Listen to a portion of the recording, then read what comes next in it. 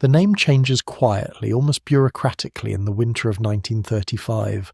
No armies march, no cities burn, no empire collapses overnight. Instead, a request moves across diplomatic desks from now on. Foreign governments are asked to stop calling the country Persia and to use its older native name Iran. It is a small shift in language, a matter of ink and etiquette. But beneath it lies something far older, far deeper, and far more complicated than a simple renaming, because Persia was never just a name, and Iran was never entirely new. For centuries, the outside world has known this land as Persia. The word carries images that seem almost timeless.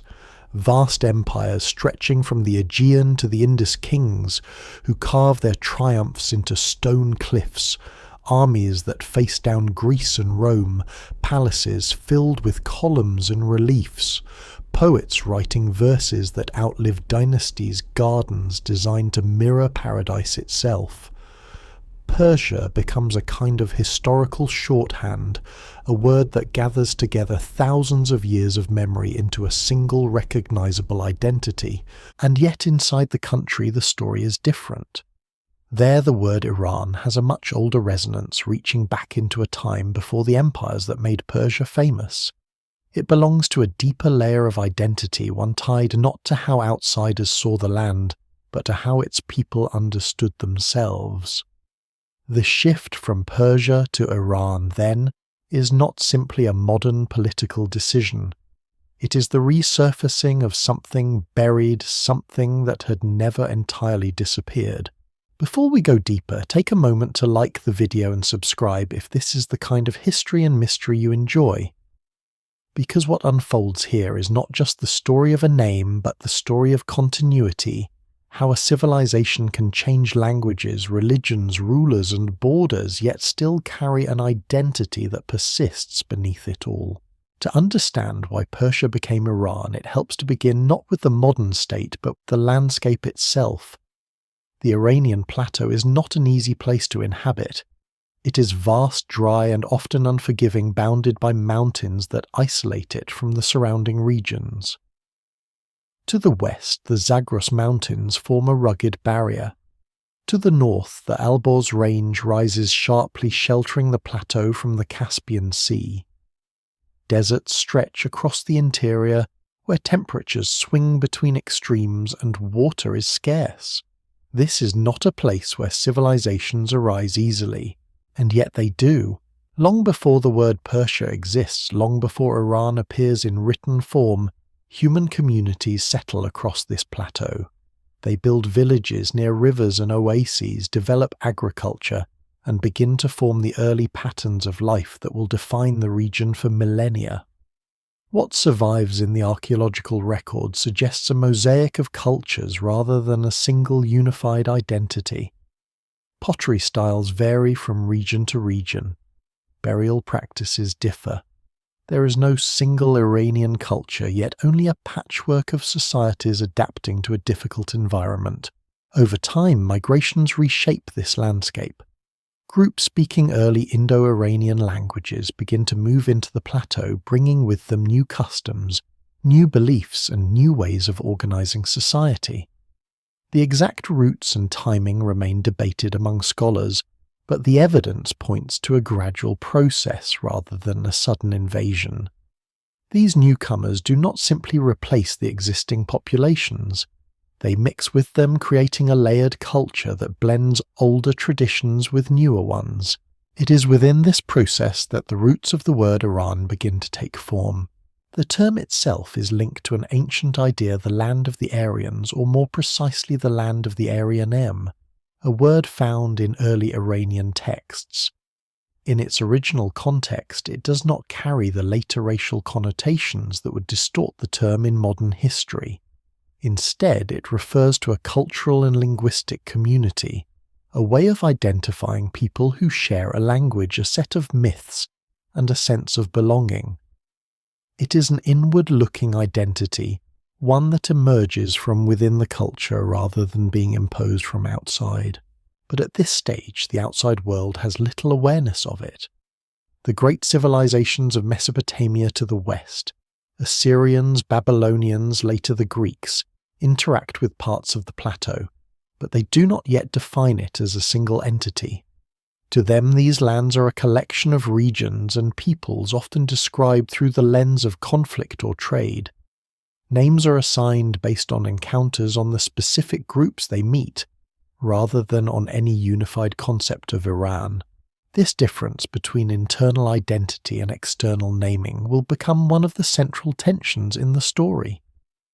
As centuries pass, the stage is set for a transformation. Small kingdoms rise and fall across the plateau. Some leave traces in ruins and inscriptions. Others vanish almost entirely from the record. Power shifts between local rulers, tribal leaders, and emerging dynasties. There is no single empire, yet no dominant force that unites the region under one name. Then gradually one region begins to stand out. In the southwest of the plateau, in a land known as Pars, a group of rulers begins to consolidate power. Their rise is not inevitable. It depends on a series of alliances, conquests, and moments of opportunity that scholars still piece together from fragmentary evidence. But as their influence grows, so does the visibility of their homeland, and with that visibility comes a name. Pars in the language of the Greeks becomes Persis. From there it evolves into Persia, a term that will eventually be applied not just to one region, but to an entire empire. It is a name born from a specific place, but it expands far beyond it, shaped by the perceptions of outsiders who encounter its rulers at the height of their power. The irony is already forming. The name that will define the country for much of the world does not originate as a universal identity for its people. It is in a sense a partial view that becomes global. Meanwhile, beneath this growing prominence, the older idea of Iran continues to exist, less visible, but no less real. It survives in language, in oral traditions, in the ways communities understand themselves across the plateau. It does not disappear when Persia rises. It simply becomes less visible to those looking from the outside. This dual identity, Persia, as the external name Iran, as the internal one, will persist for thousands of years. At times they align, at other times they diverge. Empires will rise that embrace one, the other, or both. Conquerors will come who adopt Persian culture while ruling over Iranian lands. Religions will change, languages will evolve, and yet the underlying tension between these two names will remain. By the time the modern world emerges with its maps and nation-states and diplomatic protocols, the question is no longer just historical. It becomes political. Which name should represent this ancient civilization to the world, the one given by outsiders rooted in the glory of a specific empire, or the one that traces back to a deeper, older sense of identity? The answer, when it comes, will not erase the past. It will reveal it. Because to understand how Persia became Iran is not to watch one thing replace another. It is to uncover how both names have always existed, layered over the same land, telling different parts of the same story. And that story begins long before either word appears in its final form, in a landscape where identity is still forming, where names have not yet hardened into history, and where the future meaning of Persia and Iran remains unwritten. Before Persia is Persia, and before Iran is Iran, the plateau already has a memory of its own. It is not the memory of a single kingdom or a single people, but of valleys, deserts, mountain corridors and settlements that endure, because human beings learn slowly and stubbornly how to live in a land that rarely gives anything away easily. The story begins not with a throne, but with water. Small streams falling from the mountains, seasonal rivers that shrink and return, springs hidden near the edge of salt deserts. The first communities that survive here do so because they understand that geography is not background. It is fate. Across the Iranian plateau, the land resists simple unity. Mountains divide one region from another. Deserts make travel dangerous. Fertile pockets appear like islands in a dry inland sea. In one valley farming may thrive, beyond a ridge herding may dominate. Farther east trade routes link scattered settlements to Central Asia, Mesopotamia and the Indus world. This creates a world of movement and separation at the same time. People exchange goods, ideas, animals, tools and beliefs, but they also develop local identities shaped by difficult terrain. What survives in the record suggests no single early nation, no clear beginning point where everyone suddenly becomes Iranian. Instead, the plateau gathers layers. Long before the famous kings of Pars rise in the southwest, older cultures leave traces across the region. At sites such as Sialk near Kashantepe Hisar in the northeast and Shari Sukte in the southeast, archaeology reveals communities with craft specialization, long-distance exchange and social complexity. The evidence remains incomplete because mud brick collapses, organic materials vanish, and many ancient settlements are only partly excavated. Yet even the fragments are enough to show that this was never an empty stage waiting for empire. The land already holds towns, workshops, ritual spaces and graves. It already belongs to people whose names are mostly lost. One of the surprising details of this deep past is how connected some of these communities appear to be. Objects and styles move across enormous distances. Lapis lazuli from eastern sources travels westward. Metalworking traditions spread. Pottery forms echo across regions without becoming identical. The plateau is harsh, but it is not isolated. It acts almost like a bridge between worlds: Mesopotamia to the west, Central Asia to the north and northeast, the Indus region to the southeast. Later empires will understand this strategic position very well, but even in pre-imperial times the geography already invites exchange. Then, sometime in the second millennium BCE and perhaps continuing in waves afterward, Indo-Iranian-speaking peoples move into and across the plateau. Scholars still debate the exact timing routes and nature of these migrations. Older models imagine dramatic invasions, but the evidence points more cautiously toward gradual movement, cultural mixing and shifting elite identities over time. These groups bring languages related to those later known as Iranian, and with them come traditions of pastoralism, horse culture, ritual, poetry, and social organization that will eventually shape the region's historical identity. But they do not arrive in a vacuum. They enter a world already inhabited, already complex, already old. This matters because the identity that later becomes associated with Iran is not a pure beginning. It is a fusion. The people who speak Iranian languages absorb and transform older local traditions. They adapt to the mountains and deserts. They borrow from neighbors. They enter existing networks of trade and settlement. Over generations, the line between newcomer and native becomes impossible to draw. The evidence does not allow a neat story, and no single explanation fully accounts for the process. What can be said is that by the early first millennium, BCE Iranian-speaking groups are increasingly visible in the historical record, especially through the eyes of neighboring powers.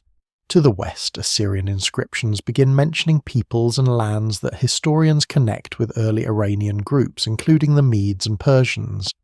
These names appear not as romantic identities, but as political and military realities on the edge of Assyrian concern. The Assyrians are practical record keepers of empire. They note tribute campaigns, rebellions, enemies, and vassals. Through their texts, the highlands east of Mesopotamia come into view as a zone of competing chiefdoms and emerging powers. But again, the picture is external. The Assyrians see borderlands. The people living there likely see kinship, clan, pasture, local gods, and obligations that do not fit neatly into foreign categories. Among these early Iranian groups, the Medes occupy a particularly important place. Later tradition remembers them as founders of a powerful kingdom before the rise of the Persians. Greek writers describe a Median state, and some ancient Near Eastern sources support the idea that Median power became significant, especially in the collapse of Assyria. Yet scholars still debate how centralized the Median kingdom truly was. Was it a tightly organized empire or a looser coalition of highland groups? The evidence remains incomplete, and the answer matters because it shapes how we understand the world into which the Persians emerge. What seems likely is that the Medes helped create one of the first major Iranian political formations recognizable to surrounding civilizations. Their homeland in northwestern Iran places them close to Mesopotamia, Anatolia, and the Caucasus. They occupy a zone where pressure from Assyria is intense, and where military adaptation becomes necessary. They also appear in later Iranian memory as ancestors of kingship and nobility, though those memories pass through centuries of reshaping. Their importance lies not only in what they may have ruled, but in what they represent the plateau beginning to produce powers capable of standing beside the great states of the ancient Near East. Meanwhile, farther south, the Persians settle in the region known as Pars or Parsa. At first, they are not the obvious center of the future. They are one Iranian group among others positioned in the southwestern highlands near older Elamite lands. This contact with Elam is crucial. Elamite civilization centered in southwestern Iran has deep roots stretching back millennia and long experience with writing administration cities and diplomacy. When the Persians rise, they do not create power from nothing. They inherit, borrow, and adapt from Elamite and Mesopotamian traditions even as they preserve their own language and identity. This is one of the hidden continuities behind the later Achaemenid Empire.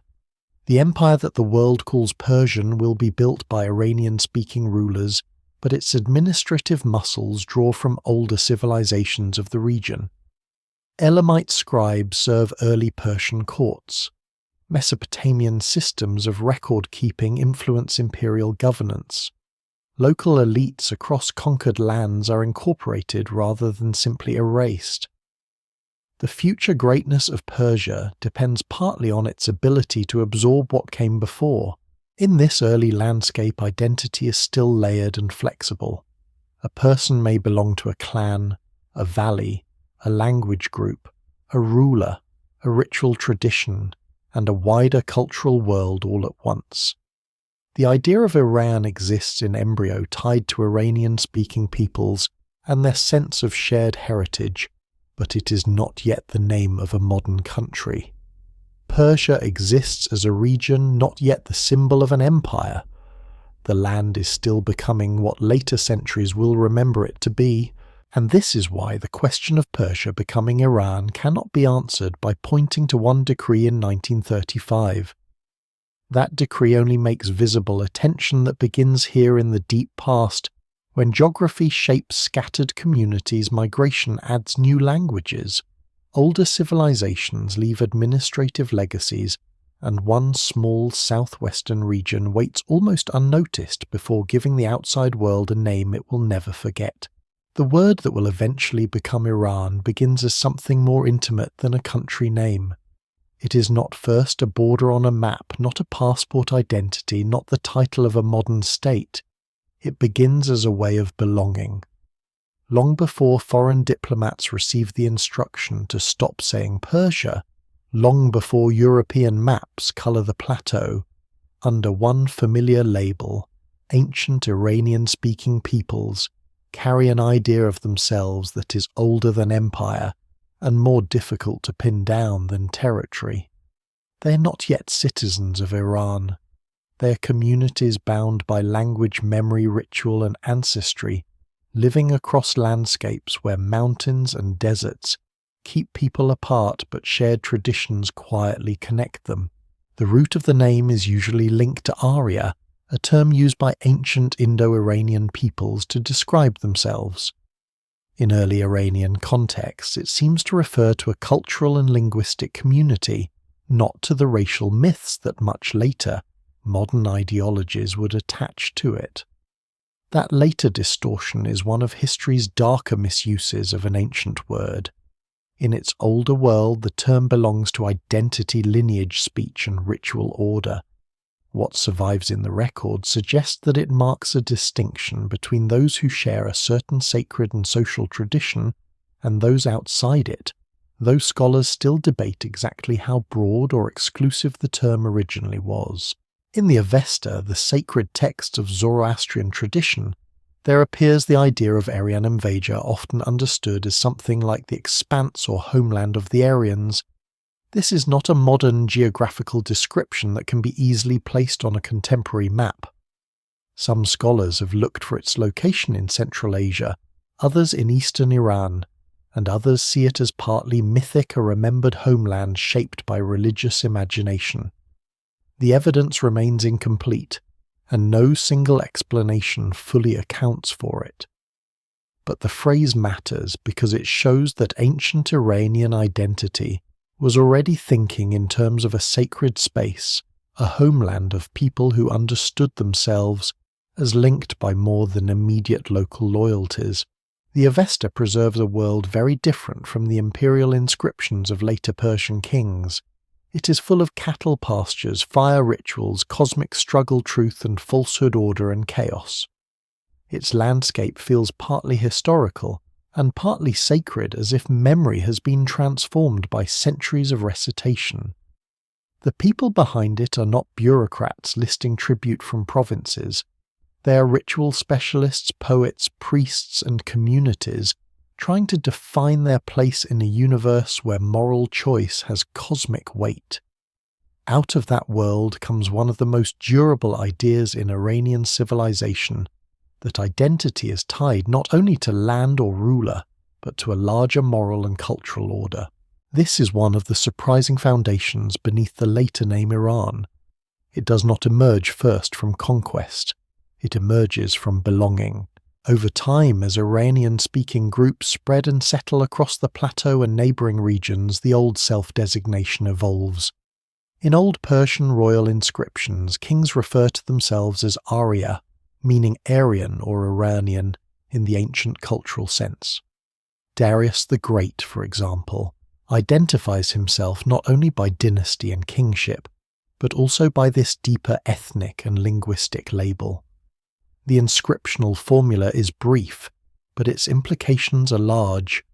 The king who rules a vast multi-ethnic empire still chooses to mark himself as part of a particular people and language tradition. He rules Babylonians, Egyptians, Lydians, Elamites, and many others, but he does not present himself as a blank imperial figure. He stands within a lineage. Here the difference between Persia and Iran becomes sharper. Persia or Parsa is a homeland, a region the southwestern base of the Achaemenid dynasty. It is specific. Iran, in its older linguistic form, points toward a broader cultural horizon.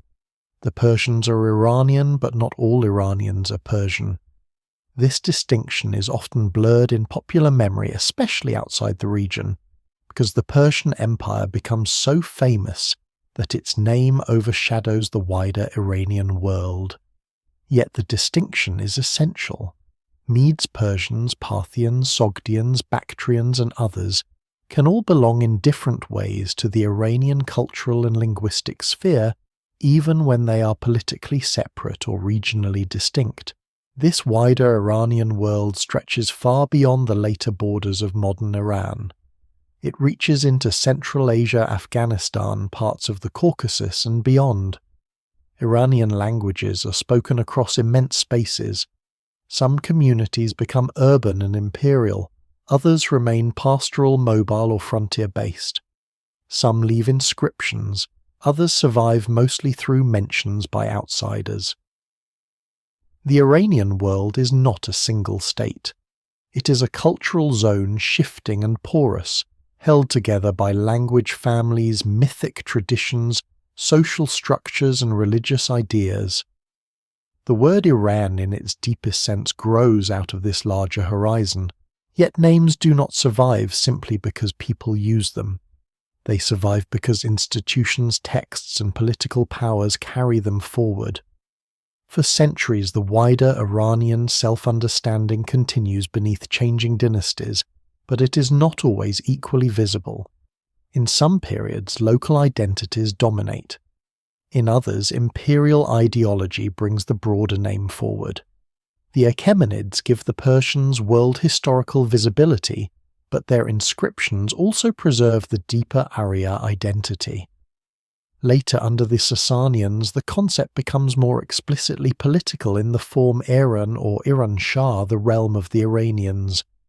By then, the ancient self-designation has matured into an imperial geography, but before that later transformation, the seed is already present. The most important point is that Iran is not a 20th century invention. The modern diplomatic shift may surprise outsiders, but it draws on a name with ancient roots. It is a name shaped by language and memory, by sacred geography and royal identity, by a long awareness that the peoples of the plateau and beyond share something older than any single ruling house. Persia becomes famous because one Persian dynasty conquers much of the known world. Iran endures because it names a deeper cultural continuity. Still, that continuity should not be mistaken for simplicity. Ancient identities rarely behave like modern national identities. A farmer in one valley, a noble in Median territory, a priest preserving sacred hymns, and a Persian court official serving the great king may not all imagine identity in the same way. Their loyalties overlap, their dialects vary, their gods and rituals may not be identical. What survives in the record suggests connection but not uniformity. The evidence remains uneven, and scholars still debate how strongly ordinary people felt these wider labels compared with local ones. That uncertainty makes the story more interesting, not less. Iran begins as a layered idea, one that grows slowly across centuries. It does not arrive fully formed. It gathers meaning as people move, settle, fight, pray, rule, and remember. It survives because it is flexible enough to adapt. It can be sacred homeland, ethnic marker, linguistic identity, royal claim, and eventually state name. It can lie quiet under the brighter foreign word Persia, then return when history gives it a new purpose. And just as this older name is taking shape beneath the surface, a smaller name from the southwest is about to explode across the ancient world. Parsa, the homeland of one Iranian people, is about to become Persia, in the mouths of outsiders. The wider Iranian identity will not vanish, but it will be overshadowed by the sudden rise of kings whose power is so vast that the world remembers their regional name for more than 2,000 years. The Persian moment begins in a place that does not look destined to rule the ancient world. Pars lies in the rugged southwest of the Iranian plateau, a land of mountains, upland plains, seasonal rivers, and older memories buried beneath new ambition. It is close enough to Mesopotamia to learn from its great kingdoms, yet distant enough to develop its own ruling traditions. It stands beside the deep inheritance of Elam, whose scribes, administrators, and cities have already known statecraft for centuries. The Persians who rise here are not isolated mountain warriors suddenly discovering power. They are heirs to a complicated borderland where Iranian speech, Elamite administration, local dynasties, and imperial pressure all meet. At first, the Persians are not the obvious masters of the plateau. The Medes appear more powerful in later memory, and Assyrian and Babylonian records pay attention to many peoples in the Iranian highlands before the Persians dominate the scene. Yet power often gathers quietly before it becomes visible. The family later called the Achaemenids builds authority and chaos probably through a mixture of kinship, local kingship alliances, and military opportunity. The evidence remains incomplete, especially for the earliest generations, and later royal inscriptions arrange ancestry in ways that serve political legitimacy. But by the 6th century, BCE, One figure steps forward so dramatically that the uncertainty before him seems almost like the shadow before sunrise. Cyrus. Cyrus the Great does not merely found a dynasty, he changes the scale of history. Under him, the Persians move from regional power to imperial force with astonishing speed. The Medes fall under his control. Lydia, rich and famous in western Anatolia, is absorbed. Babylon, one of the great cities of the ancient world, opens to him. By the time Cyrus dies, the Persian-ruled realm stretches across lands of immense diversity, from Iranian highlands to Mesopotamian plains and beyond. What had been Persia, a homeland, becomes the heart of something far larger than any single people. The genius of the early Persian Empire is not only conquest. Many ancient kings conquer. The more difficult achievement is holding what conquest creates. The Achaemenids develop a style of rule that blends royal authority with local flexibility. They do not usually attempt to make everyone Persian. They inherit older administrative systems, use local elites, respect established cults when useful, and govern through a network of satrapies, roads, tribute systems, and royal oversight. This is empire as architecture, not a single solid block, but a vast structure held together by carefully placed supports. Babylon offers one of the clearest examples. When Cyrus takes the city in 539 BCE, Persian rule presents itself not as annihilation, but as restoration. Babylonian traditions are respected, temples receive attention, and the new king is inserted into older Mesopotamian language of legitimacy. The famous Cyrus cylinder, often surrounded by modern myths, is best understood in this ancient context. It is not a modern declaration of human rights as popular retellings sometimes claim too simply.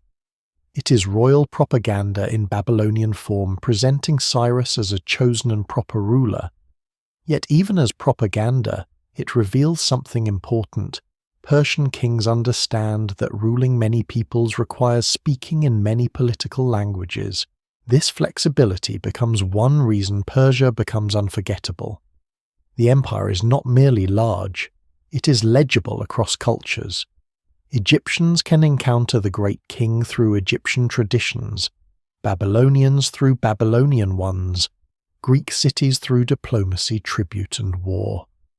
Local identities are not erased so much as placed beneath the authority of the king.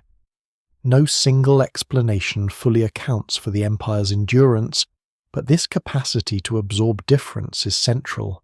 Under Darius I, the imperial system becomes even more defined. Darius is a master of organization and self-presentation. He claims power after a crisis that remains debated by scholars, since his own version of events is carved into the great Behistun inscription, and naturally favours his legitimacy. What is clear is that he transforms the empire into a more structured machine. He standardizes tribute, he expands monumental building, he strengthens roads and communication. He uses multiple languages in inscriptions, including Old Persian Elamite and Babylonian, making imperial authority speak across the empire's major traditions. At Persepolis, the ceremonial heart of the empire rises from a terrace cut into the foot of a mountain. Its columns, stairways, reliefs, and halls do not simply display wealth. They stage an imperial idea. Delegations from many peoples appear carved in stone, bringing gifts dressed in distinctive clothing, moving in ordered procession toward the king. The imagery is not chaotic conquest, it is controlled diversity. The empire presents itself as a world gathered under one ruler, each people recognizable, each difference arranged into hierarchy. Here the word Persia begins to grow beyond its original meaning. To outsiders, especially those who encounter the empire at its edges, the rulers from Persia become the face of the whole realm. The king is Persian, the court is Persian. The army, though multi-ethnic, is commanded by Persian power. The imperial centre is associated with Persian royal identity, and so the name of one region expands outward, carried by fear, admiration, diplomacy, trade and war, yet inside the empire identity remains layered. The Achaemenid kings rule as Persians, but they also identify with the broader Iranian term Arya. They rely on Elamite scribes, Babylonian scholars, Egyptian traditions, Anatolian nobles, Phoenician sailors, and many others. The empire is Persian because of its ruling dynasty and homeland, but it is never only Persian in population or culture. This is a lesser-known but essential detail. The empire that makes Persia famous is built on collaboration with many non-Persian peoples. Its strength lies partly in not being culturally narrow. The royal inscriptions reveal the balance. Darius calls himself Persian son of a Persian and Aryan of Aryan lineage. In those phrases, the two names of the future story appear in different forms. Persian is specific, dynastic, regional. Aryan, in its ancient Iranian sense, is broader, older, tied to language and peoplehood. The later word Iran is not yet the official name by which foreign powers know the state, but its root is already present in the king's self-description. This is the paradox at the heart of the Persian moment. The empire that teaches the world to say Persia also preserves the older identity that will one day re-emerge as Iran. The two are not enemies. They are different layers of the same historical formation. For the peoples under Achaemenid rule, the empire can be both opportunity and burden. Roads improve communication, but tribute demands labor and wealth. Local elites may flourish, but revolts are crushed. Imperial peace can protect trade, but it rests on the threat of overwhelming force. The image of generous tolerance should not be romanticized too far. This is still an ancient empire, and ancient empires rule through hierarchy extraction and violence when necessary. Scholars still debate how ordinary subjects experience Persian rule in different regions because the evidence is uneven and often produced by elites. But the administrative traces suggest a system sophisticated enough to endure across huge distances. The Achaemenid achievement is not permanent. No empire is, but it changes the vocabulary of history. From this point onward, Persia is no longer just Pars. It is a world power, a political imagination, an imperial memory. Greek writers will make it the great eastern opposite of their own city-states. Biblical traditions will remember Persian kings in connection with exile and return. Later Iranian dynasties will look back to Achaemenid grandeur, sometimes directly, sometimes through fragments and legend. Modern national memory will eventually reclaim Cyrus and Persepolis as symbols of ancient sovereignty, but beneath the grandeur lies a quieter truth. The name Persia becomes global because outsiders encounter power. The name Iran survives because identity runs deeper than power alone. Cyrus and Darius make Persia visible to the world, but they do not invent the older Iranian self-understanding. They stand at the point where regional kingship, imperial ambition, and cultural memory converge, and once the Greeks begin telling the story from the other side of the Aegean, Persia will become something even more enduring, not only a place, but an idea fixed in the imagination of the West. Across the Aegean, Persia becomes visible through anxiety before it becomes visible through understanding. For the Greek world, the empire of the great king is not an abstract political structure, spread across mountains, deserts, rivers, and royal roads. It is the power pressing from the east, immense in scale, wealthy, beyond ordinary imagination, and capable of drawing dozens of peoples into one imperial will. The Greeks do not invent Persia, but they do something almost as consequential. They give Persia a lasting role in the memory of others. Through their histories, dramas, speeches, and later retellings, Persia becomes the great opposite, the empire against which Greek freedom, Greek identity, and Greek courage are sharpened. This does not mean the Greek picture is simple falsehood. Persian armies really do enter the Greek world. The Ionian revolt really does bring Greek cities of Asia Minor into conflict with the Achaemenid state. Darius and later Xerxes really do send forces westward. Battles at Marathon, Thermopylae, Salamis and Plataea become turning points not only in military history but in storytelling. Yet the way these events are remembered is shaped by Greek needs. A smaller fragmented Greek world survives the pressure of a vast empire, and that survival becomes a drama almost too powerful to resist. Persia is cast as grandeur, excess, obedience, wealth and despotism. Greece is cast as austerity, liberty, debate and civic courage.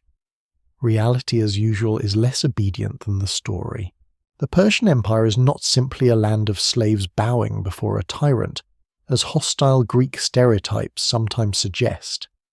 It is an administratively sophisticated world, capable of remarkable tolerance and adaptation by ancient standards. Greek cities themselves are not simple democracies of universal freedom.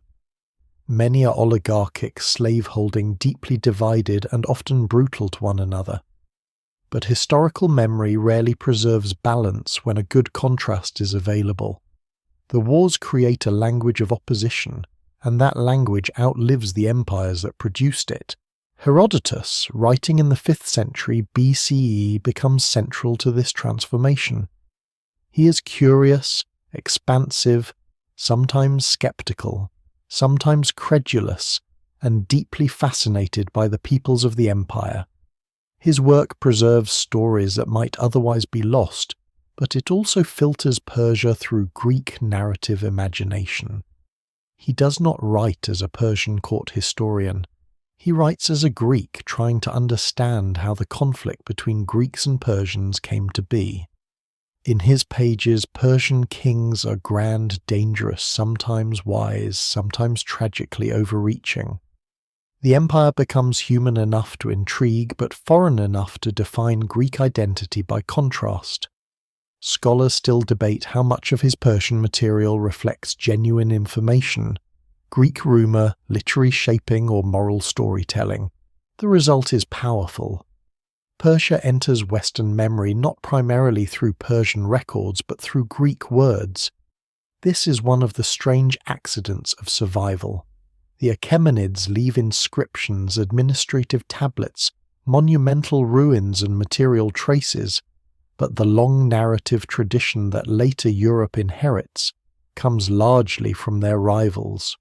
For many centuries, the West knows Persia less through what Persians say about themselves than through what Greeks say about them. The outside name becomes attached to an outside story. The word itself follows this path. The Greeks use Persis for the region of Parsa, and extend related terms to the empire ruled from that homeland. From Greek and Latin usage, Persia moves into European languages. It becomes durable because the Greeks and Romans transmit it, copy it, teach it, and embed it in the classical tradition. Later, European scholars, poets, travellers, and diplomats inherit this vocabulary. By the time modern states and diplomatic systems emerge, Persia feels ancient, elegant, and obvious to outsiders, even though it was never the only name by which the land understood itself. There is a lesser-known irony here. The Greeks are also deeply entangled with Persian culture, even while defining themselves against it. Greek mercenaries serve Persian rulers. Greek physicians, artisans, and exiles appear at Persian courts. Persian wealth influences Greek politics. After the wars, Persian gold becomes a quiet force in Greek rivalries, funding alliances and shifting balances of power. The empire is not merely an enemy beyond the horizon. It is a participant in Greek history, sometimes feared, sometimes used, sometimes admired, sometimes mocked. The boundary between East and West is much more porous than later myths allow. Even the famous image of Persia as luxury tells a double story. Greek writers criticize Persian royal wealth, soft clothing, elaborate banquets, and court ceremonial. Yet those same descriptions reveal fascination. The the Persian court becomes a mirror in which Greeks explore their own anxieties about power and corruption. Too much wealth might weaken men. Too much obedience might destroy freedom. Too vast an empire might lose the hard virtues of smaller communities. Persia becomes a warning, but also a temptation. Its grandeur is condemned and desired at the same time. For the Persians themselves, the Greek frontier is only one edge of a much larger world. From the imperial centre, the Greek cities are troublesome, useful, and sometimes dangerous, but they are not the whole story. Egypt, Babylon, Central Asia, Anatolia, the Levant, and the Iranian heartlands all matter. The empire's gaze is wide. But because Greek texts survive and shape later European education, the Greek-Persian conflict becomes exaggerated in global memory. A frontier struggle becomes in hindsight a civilizational drama. That drama gives Persia a narrative power that Iran does not yet possess outside the region. Then Alexander arrives and the story bends again. When Alexander of Macedon invades the Achaemenid Empire in the 4th century BCE, he inherits the Greek tradition of Persia as the Great Eastern Monarchy. But his conquest also reveals the empire's astonishing reality. This is not a fragile fantasy of luxury. It takes years, battles, sieges, diplomacy, and political adaptation to seize it. Alexander defeats Darius III, enters royal centres, and eventually burns Persepolis, an act later surrounded by debate and symbolism. Was it revenge for Xerxes' destruction in Greece? A drunken impulse, a calculated gesture? The evidence remains incomplete and ancient sources disagree. But the image is unforgettable, the ceremonial heart of Persian kingship in flames. Yet even conquest does not erase Persia. Alexander adopts elements of Persian dress and court practice.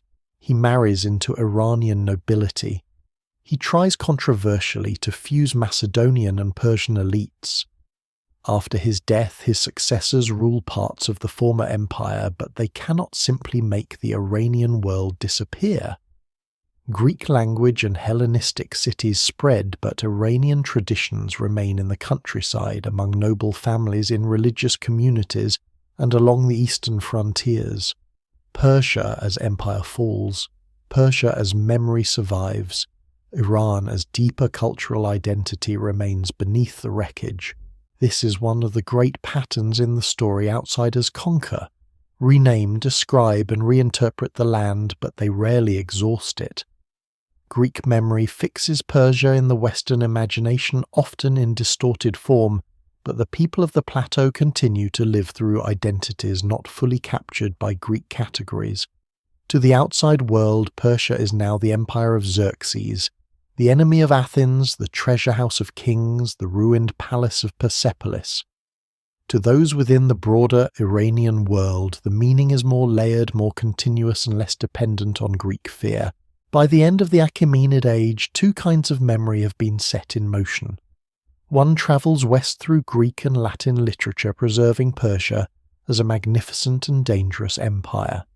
The other travels through Iranian tradition, less visible to outsiders, but persistent, carrying older ideas of people, land kingship, and sacred order. These memories do not cancel each other. They move side by side, sometimes touching, sometimes diverging. And over the centuries that follow, as new Iranian dynasties rise from the ruins of conquest, the old name of Persia will remain famous abroad, while the deeper idea of Iran waits for a more explicit political form. After Alexander, the old imperial centre is broken, but the Iranian world does not disappear into the ruins. This is one of the easiest things to misunderstand from far away. A palace can burn, a dynasty can fall, a conqueror can place his own men in command, and still the deeper habits of a civilization continue beneath the surface. The Achaemenid Empire is gone, but the plateau remains. Its noble families remain. Its languages, rituals, local loyalties, and memories remain. The name Persia still travels outward through Greek and later Roman imagination, But inside the land itself, older patterns begin to gather again, first quietly, then with force. The Hellenistic age leaves real marks. Greek cities appear. Greek becomes a language of administration and prestige in many regions. Coins, royal titles, art forms, and political styles change. The Seleucid kings, heirs to part of Alexander's vast but unstable inheritance, rule over much of the former Persian Empire from Syria eastward. Yet their hold on the Iranian plateau is never simple. Distance works against them. Local powers reassert themselves. Eastern regions drift beyond firm control. The same geography that once made unity difficult now makes foreign domination difficult as well. Mountains, deserts, and frontier zones become reservoirs of resistance, autonomy, and reinvention. Out of this unsettled world rises Parthia. The Parthians begin in the northeast, far from the old Achaemenid heartland of Pars. Their dynasty, the Arsacids, comes from a world of steppe edges, cavalry warfare, and Iranian frontier culture. They are not Persians in the narrow regional sense, yet they are deeply part of the broader Iranian world. This distinction matters. The empire they create is often called Parthian, not Persian, but it helps preserve and reshape Iranian political life after the Greek conquest. Once again, the story refuses to fit one name neatly. Persia is famous abroad, but Iranian power can return from somewhere other than Persia itself. Parthian rule is different from Achaemenid rule. It is looser, more aristocratic, more dependent on powerful noble houses and regional autonomy. Its kings do not create the same kind of centralized imperial administration that Darius had once refined. Instead, Parthian strength lies in flexibility, cavalry power, and the ability to survive between larger pressures. To the west, Rome becomes its great rival. For centuries, Rome and Parthia face each other across Mesopotamia and Armenia, neither able to permanently absorb the other. Roman armies discover, sometimes painfully, that the Iranian world has not ended with Alexander. The defeat of Crassus at Carrhae in 53 BCE becomes one of the sharpest reminders. A Roman army confident and heavy with ambition is destroyed by Parthian cavalry, using mobility archery and tactical patience. The details come mostly through Roman sources, and they carry Roman shock, humiliation, and moral explanation. But the event reveals something larger. The Eastern power Rome faces is not a fading remnant. It is a living imperial system different from Achaemenid Persia, but formidable in its own right. The West still often calls this world by names inherited from older patterns, but the political reality has changed. Parthian culture itself is harder to see clearly than Achaemenid or Sasanian culture. The evidence remains incomplete. Many written records are lost, and much of what survives comes through hostile or external observers.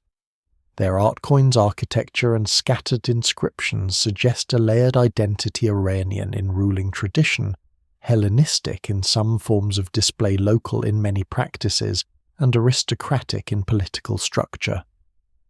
They do not simply reject Greek influence. They absorb it, transform it, and place it inside their own world. This is one of the lesser-known continuities of Iranian history. Conquest often leaves traces, but those traces are rarely one-directional.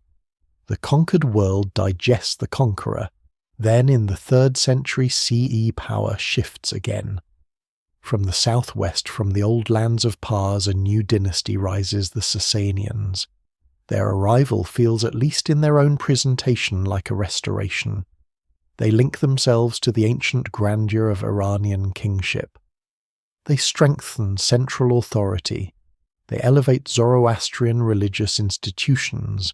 They create a sharper imperial identity than the Parthians had maintained. And most importantly, for the story of the name, they speak more clearly of Iran and Iran-Shah Iran and the realm of the Iranians. Here the older identity takes political form with new confidence. The Sasanian kings do not rule merely as local rulers of Pars, though their dynasty begins there. They imagine their empire as the organized realm of Iranian peoples and rightful kingship. In their inscriptions and titles, the concept of Iran becomes a formal political and ideological category. It is not yet identical to the modern nation-state, and it does not include everyone in the same way modern citizenship might. But it marks a crucial transformation. Iran is no longer only a cultural memory or sacred idea, it is a realm. The Sasanians rule from 224 to 651 CE, and their empire becomes one of the great powers of late antiquity. They face Rome, then Byzantium, in a rivalry that lasts for centuries. Their armies fight across Armenia, Mesopotamia, Syria, and beyond. Their kings build cities, sponsor monumental art, and shape courtly traditions that will echo long after their fall. The Sasanian world is hierarchical, aristocratic, and deeply tied to the idea of cosmic order. Kingship is not merely political. It is presented as part of a divinely supported structure of truth, religion, and social stability. This does not mean Sasanian Iran is unified in any simple way. The empire contains many peoples, languages and religious communities: Zoroastrians, Christians, Jews, Manichaeans, Buddhists in eastern regions, and others. The court may promote Zoroastrian ideology, but life across the empire is more diverse than official formulas suggest. Scholars still debate how strictly religious policy was enforced in different periods and regions. What survives in the records suggests both moments of tolerance and moments of pressure, depending on political need, royal personality, and local circumstances. The Sasanian achievement is partly cultural. Later Islamic Persian civilization will inherit more from the Sasanians than is sometimes obvious. Court etiquette, bureaucratic practices, ideas of kingship, aristocratic titles, taxation systems, literary memories, and even concepts of good government flow across the rupture of conquest. The empire's fall will be dramatic, but its forms will not vanish. They will pass into new languages, new religions, and new dynasties. The Sasanian use of Iran also gives the story a turning point. By now, the contrast between external and internal naming is unmistakable. Outsiders may still use forms derived from Persia, especially through Greek, Roman, and later European traditions. But within the political imagination of the Sasanian state, the realm is Iran. The king is king of kings of Iran and non-Iran, a phrase that reveals both identity and ambition. Iran is the core.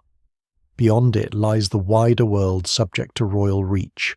This is not nationalism in the modern sense. It is imperial ideology.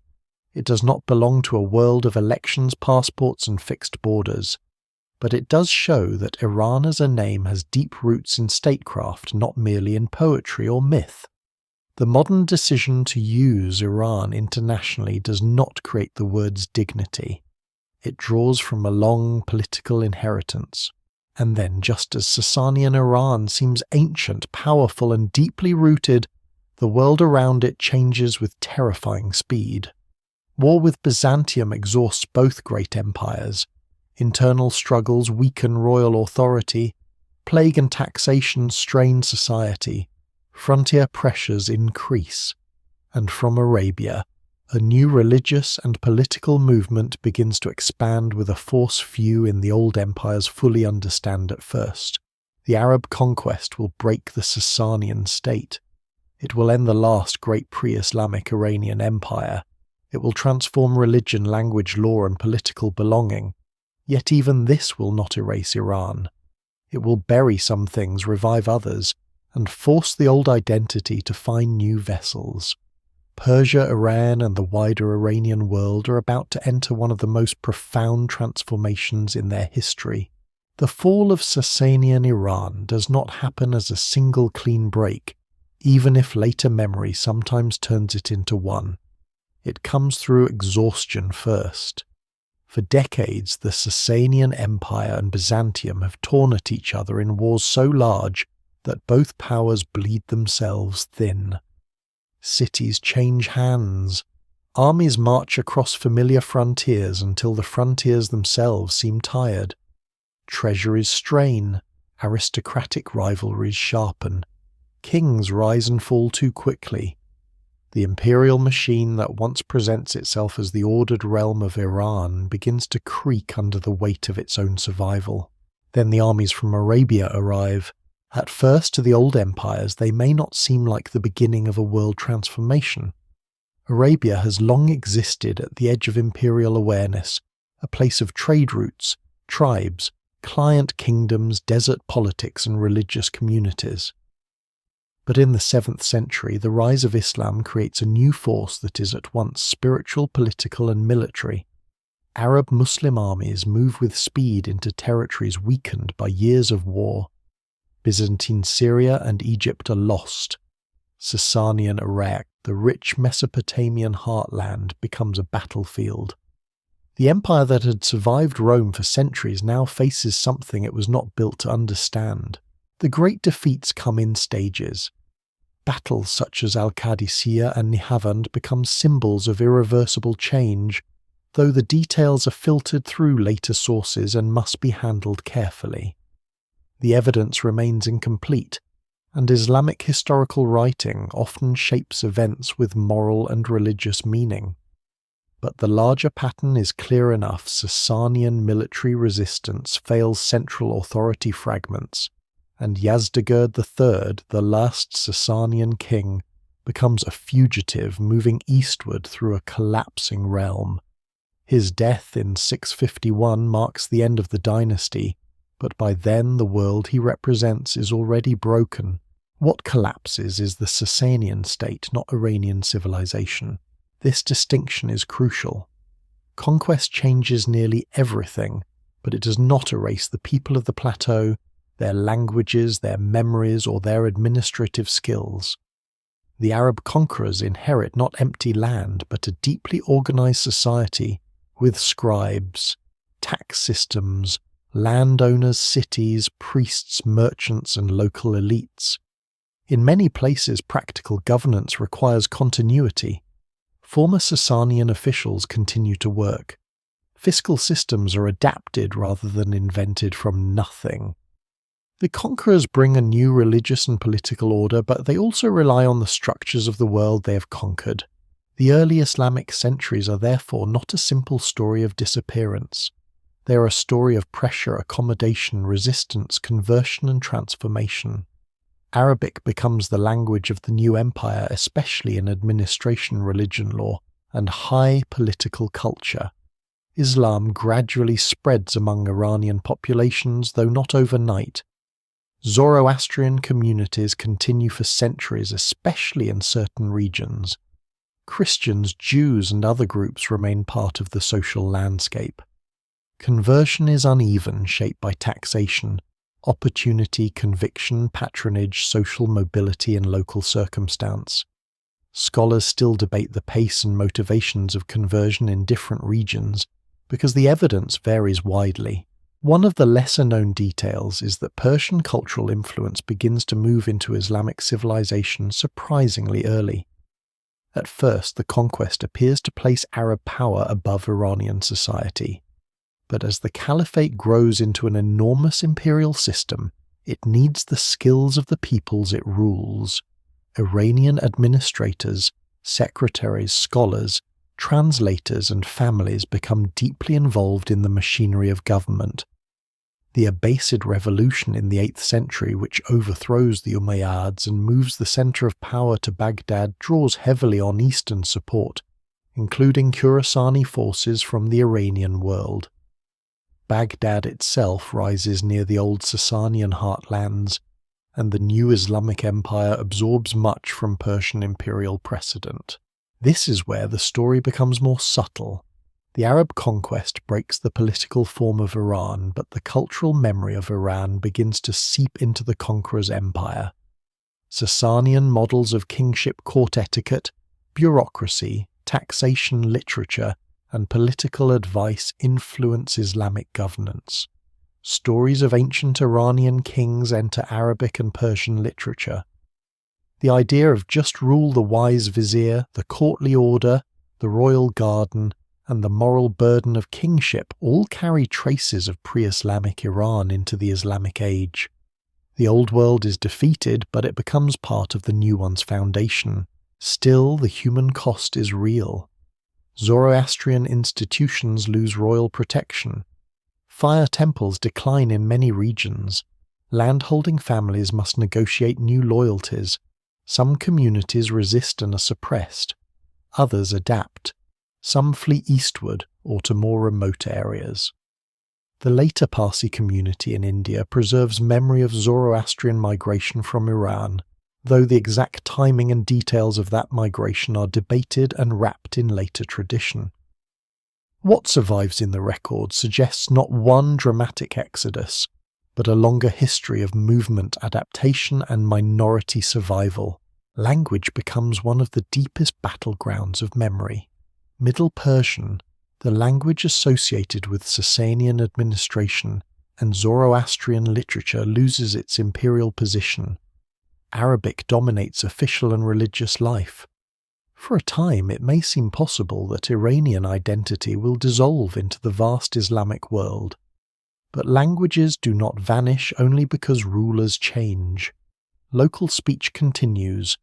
Dialects survive in homes, markets, villages, and courts, far from the caliphal centre. Over generations, these forms evolve.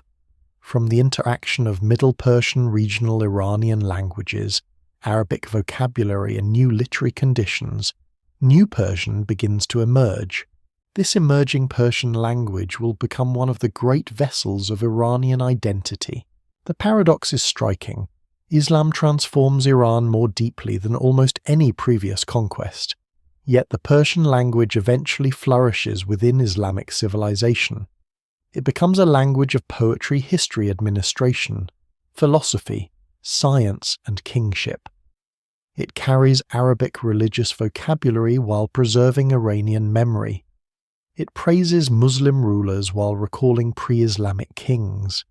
It becomes both Islamic and Iranian, and in that fusion it creates something extraordinarily durable. The name Iran itself does not vanish during these centuries, but its political meaning changes. The Sasanian Empire of Reza Shah is gone. The Caliphate does not rule in the name of Iran. Yet in historical memory, geography, epic tradition, and local identity, the idea remains. Sometimes it is overshadowed by dynastic names, provincial identities, or the broader category of Islam. Sometimes it appears in literary and historical works as a remembered realm, a civilizational space, a land of kings and heroes. It is no longer the official frame of a powerful Zoroastrian monarchy, but it survives in cultural memory. The outside world, meanwhile, continues to inherit the language of Persia. Greek and Latin traditions still shape European naming. Arab geographers and writers use terms connected to Fars for the southwestern province, while also recognizing wider lands and peoples. Over time, Persian becomes attached not only to a region but to language and culture. This creates another layer of complexity. Persian can mean the people of Fars, the language of a wider literary civilization, or the cultural style of courts far beyond the plateau. Iran remains the deeper native civilizational name, but Persia becomes a global cultural label. No single explanation fully accounts for why Iranian identity survives the Arab conquest so powerfully. Geography helps, language helps, elite families help, the memory of kingship helps, the adaptability of Persian culture helps most of all. Rather than remain frozen in pre-Islamic form, Iranian identity enters Islam and changes shape. It does not survive by refusing transformation. It survives by transforming without surrendering everything. By the time independent and semi-independent dynasties begin to rise in the Eastern Iranian world, the old story has entered a new phase. The caliph still claims spiritual and political authority, but local rulers increasingly sponsor Persian language and culture. The defeated civilization begins to speak again not as the Sasanian Empire restored, but as something new, Islamic Iranian Persian, and unmistakably alive. For a time, the old language of power seems to belong to others. Arabic carries revelation, law, theology, administration, and empire. It is the language of the Quran, the caliphs, the scholars of the new order, and the officials who govern from the great centers of Islamic rule. For Iranian peoples living under the Caliphate, Arabic is not merely foreign speech. It is tied to salvation, authority, learning, and social advancement. Anyone who wishes to rise within the new imperial world must reckon with it. The old Sasanian court is gone, and with it the political structure that once protected Middle Persian as a language of state. But beneath the surface, Persian does not die, it changes. In villages, towns, markets, households, and regional courts, spoken Iranian languages continue. The language that will become New Persian grows from these living roots, especially from forms of Persian shaped in the east and northeast, where old Iranian traditions, Islamic rule, and frontier politics meet. It absorbs Arabic words in great number, but it does not become Arabic. Its grammar remains Iranian. Its rhythm remains its own. Its memory remains stubborn. This is one of the most important survivals in the story. Persian returns not as a fossil, but as a living language altered by conquest and made stronger by adaptation. The eastern lands matter enormously. Regions such as Khorasan and Transoxiana become laboratories of cultural renewal. They are far from the old imperial centres of both the Sasanians and the Arab Caliphate, yet close to trade routes, military frontiers, and diverse populations. Here local dynasties gain room to manoeuvre. The Tahirids, Safarids, and especially the Samanids help create conditions in which Persian can again serve high culture and government. These dynasties do not reject Islam. They are Muslim rulers. But they also sponsor Persian speech, Persian poetry, and memories of Iranian kingship. The result is not a return to the pre-Islamic past, but the creation of a new Persianate world. The Samanids are especially important. Ruling from Bukhara and other centres in the 9th and 10th centuries, they patronised literature and scholarship in Persian, while remaining within the Islamic political universe. Their courts help elevate New Persian into a language of prestige. This is a remarkable transformation. A language that might have remained regional becomes literary, administrative, and civilizational.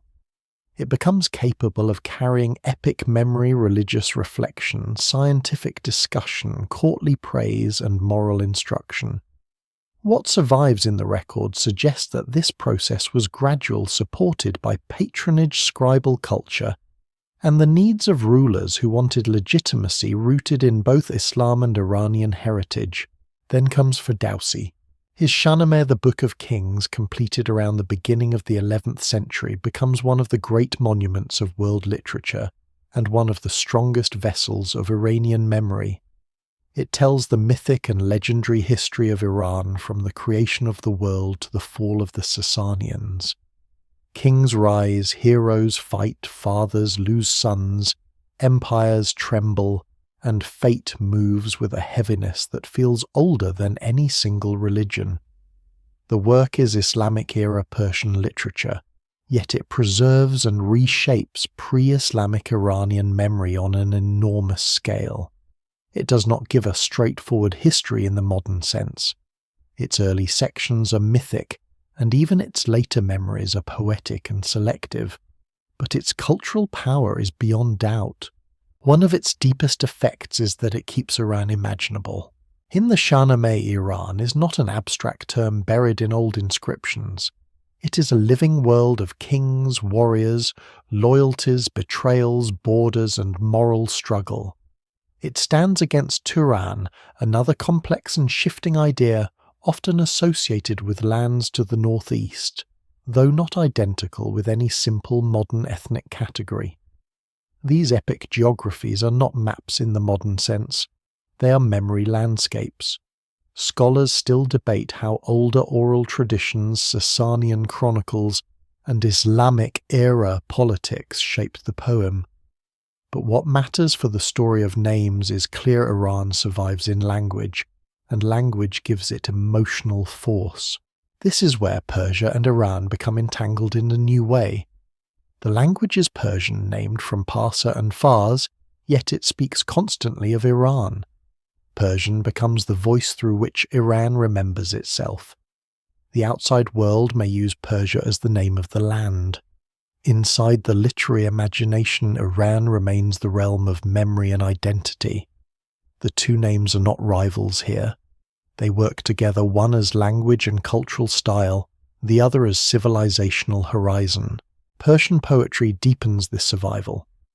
Over the centuries, poets such as Rudaki Ferdowsi, Khayyam, Attar, Sadi Hafez, and Rumi create a literary universe that travels far beyond the borders of the Iranian plateau. Their works explore love, mortality, divine longing, wine wisdom, kingship, hypocrisy, grief, and beauty. Not all of them write about Iran directly, and not all belong to the same region or political world, but together they make Persian one of the great languages of high culture across Islamic civilization. Persian becomes a language people choose for refinement, memory, and power. This spread has consequences no one in the early conquest period could have fully predicted. Persian becomes influential in Central Asia, Anatolia, the Caucasus, and the Indian subcontinent. Courts ruled by Turkic dynasties adopt it. Administrators use it. Poets compete in it. Mystics sing in it. Historians write in it. A language rooted in Iranian identity becomes a cosmopolitan medium carried by rulers and scholars who are not always ethnically Persian or Iranian. The Persianate world grows larger than Iran itself, and yet the larger it grows, the more complicated identity becomes. Persian is no longer only the speech of one people or one territory, it becomes a cultural technology of empire. A Turkic ruler in Central Asia may patronize Persian poetry. An Indian Muslim court may use Persian administration. A Sufi order may carry Persian verse across borders. Does that make all these places Iran? No. The evidence and the history do not support so simple an answer. But it does mean that Iranian cultural forms have become extraordinarily portable. Inside the lands of Iran, the language helps preserve continuity through political fragmentation. Dynasties rise and fall. Some rule only regions, others control wider territories. The caliph's authority fades in practice. Power belongs to military households, local princes, tribal confederations, and ambitious commanders. But Persian literature creates a thread through instability. It remembers ancient kings even under Muslim rulers. It praises patrons while whispering older ideals of justice. It gives people a shared treasury of stories and images even when no single Iranian state exists. This is one of the quiet reasons Iran survives as an idea. States can collapse more easily than stories. Armies can seize cities faster than they can erase poems. When identity is carried in language, it can move through conquest in ways that fortresses cannot. The record remains incomplete for ordinary listeners and readers, especially outside elite circles. But the survival of manuscripts, references, and later traditions shows that Persian literary culture became a deep reservoir of belonging. At the same time, it would be misleading to imagine a pure Persian revival untouched by Islam. The new Persian that rises after the conquest is saturated with Islamic vocabulary, Quranic allusions, Arabic loanwords, and Muslim intellectual life. Its poets and scholars often live fully within Islamic thought. The brilliance of the revival lies precisely in fusion. Persian identity does not return by stepping outside the Islamic world. It returns by becoming one of that world's central voices. By the time the great Persian literary tradition is firmly established, the story has shifted again. The land once known abroad as Persia is no longer defined only by ancient empire. Iran is now remembered in epics sung in poetry, argued through history and carried by a language that has survived the loss of its old throne. The political name may still fluctuate, dynasties may claim different titles, and foreign observers may continue to say Persia. But beneath those surfaces, the deeper identity has found its most enduring refuge words. By the time Persian has returned as a language of power, the rulers who carry it forward are often not Persian at all. This is one of the great surprises of the story. Again and again, dynasties of Turkic origin enter the Iranian world as soldiers, commanders, slaves, migrants, or conquerors, and instead of erasing Persian culture, they adopt it. They rule through it. They decorate their courts with it. They use Persian secretaries, Persian poets, Persian political ideals, and Persian memories of kingship to make their own authority seem older, deeper, and more refined. Conquest in this world does not always mean replacement. Sometimes it means inheritance. The Ghaznavids show the pattern clearly. Rising from a military base in what is now Afghanistan, they are Turkic in origin, Muslim in faith, and Persianate in culture. Their court patronizes Persian literature, and under them the language gains even wider prestige. Mahmud of Ghazni becomes famous as a conqueror, especially for his campaigns into the Indian subcontinent, but his court is also a place where Persian literary culture flourishes. The empire he builds is not a restoration of old Iran in any simple sense. It is something more complex, a Turkic military monarchy, using Persian as a language of administration, praise, history, and legitimacy. The Seljuks deepen this transformation. They arrive from the steppe world and build a vast empire across Iran, Iraq, Anatolia, and beyond. Their military power is Turkic, their religion, Sunni Islam, but their bureaucracy and court culture become heavily Persian. Viziers such as Nizam al-Mulk represent the enduring strength of Iranian administrative tradition.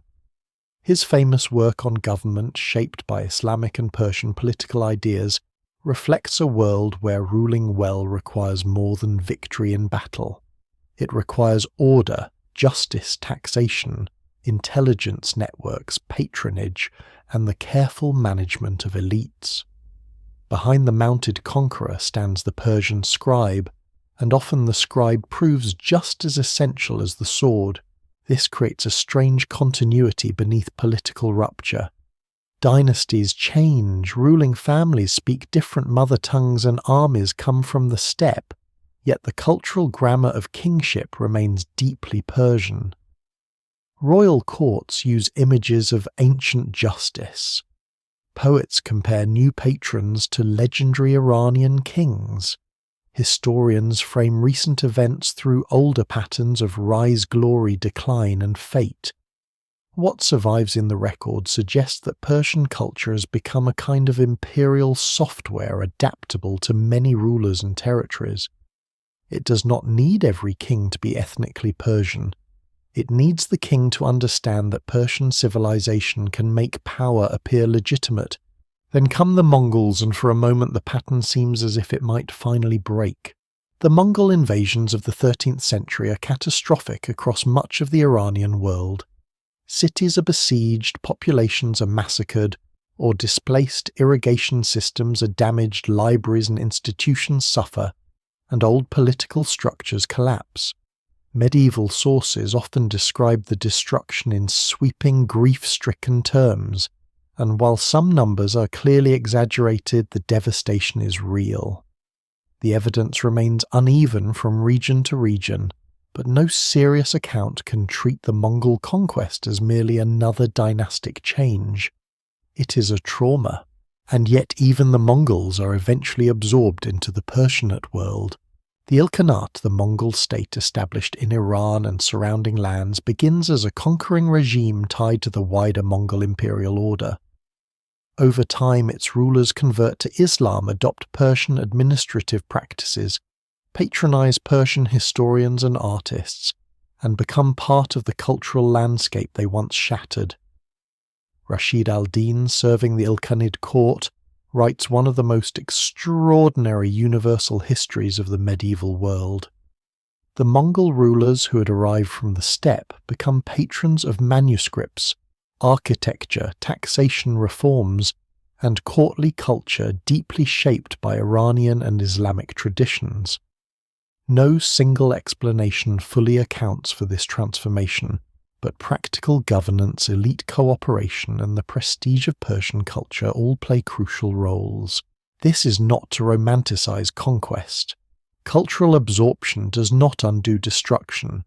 The dead do not return because their conquerors later commission beautiful books.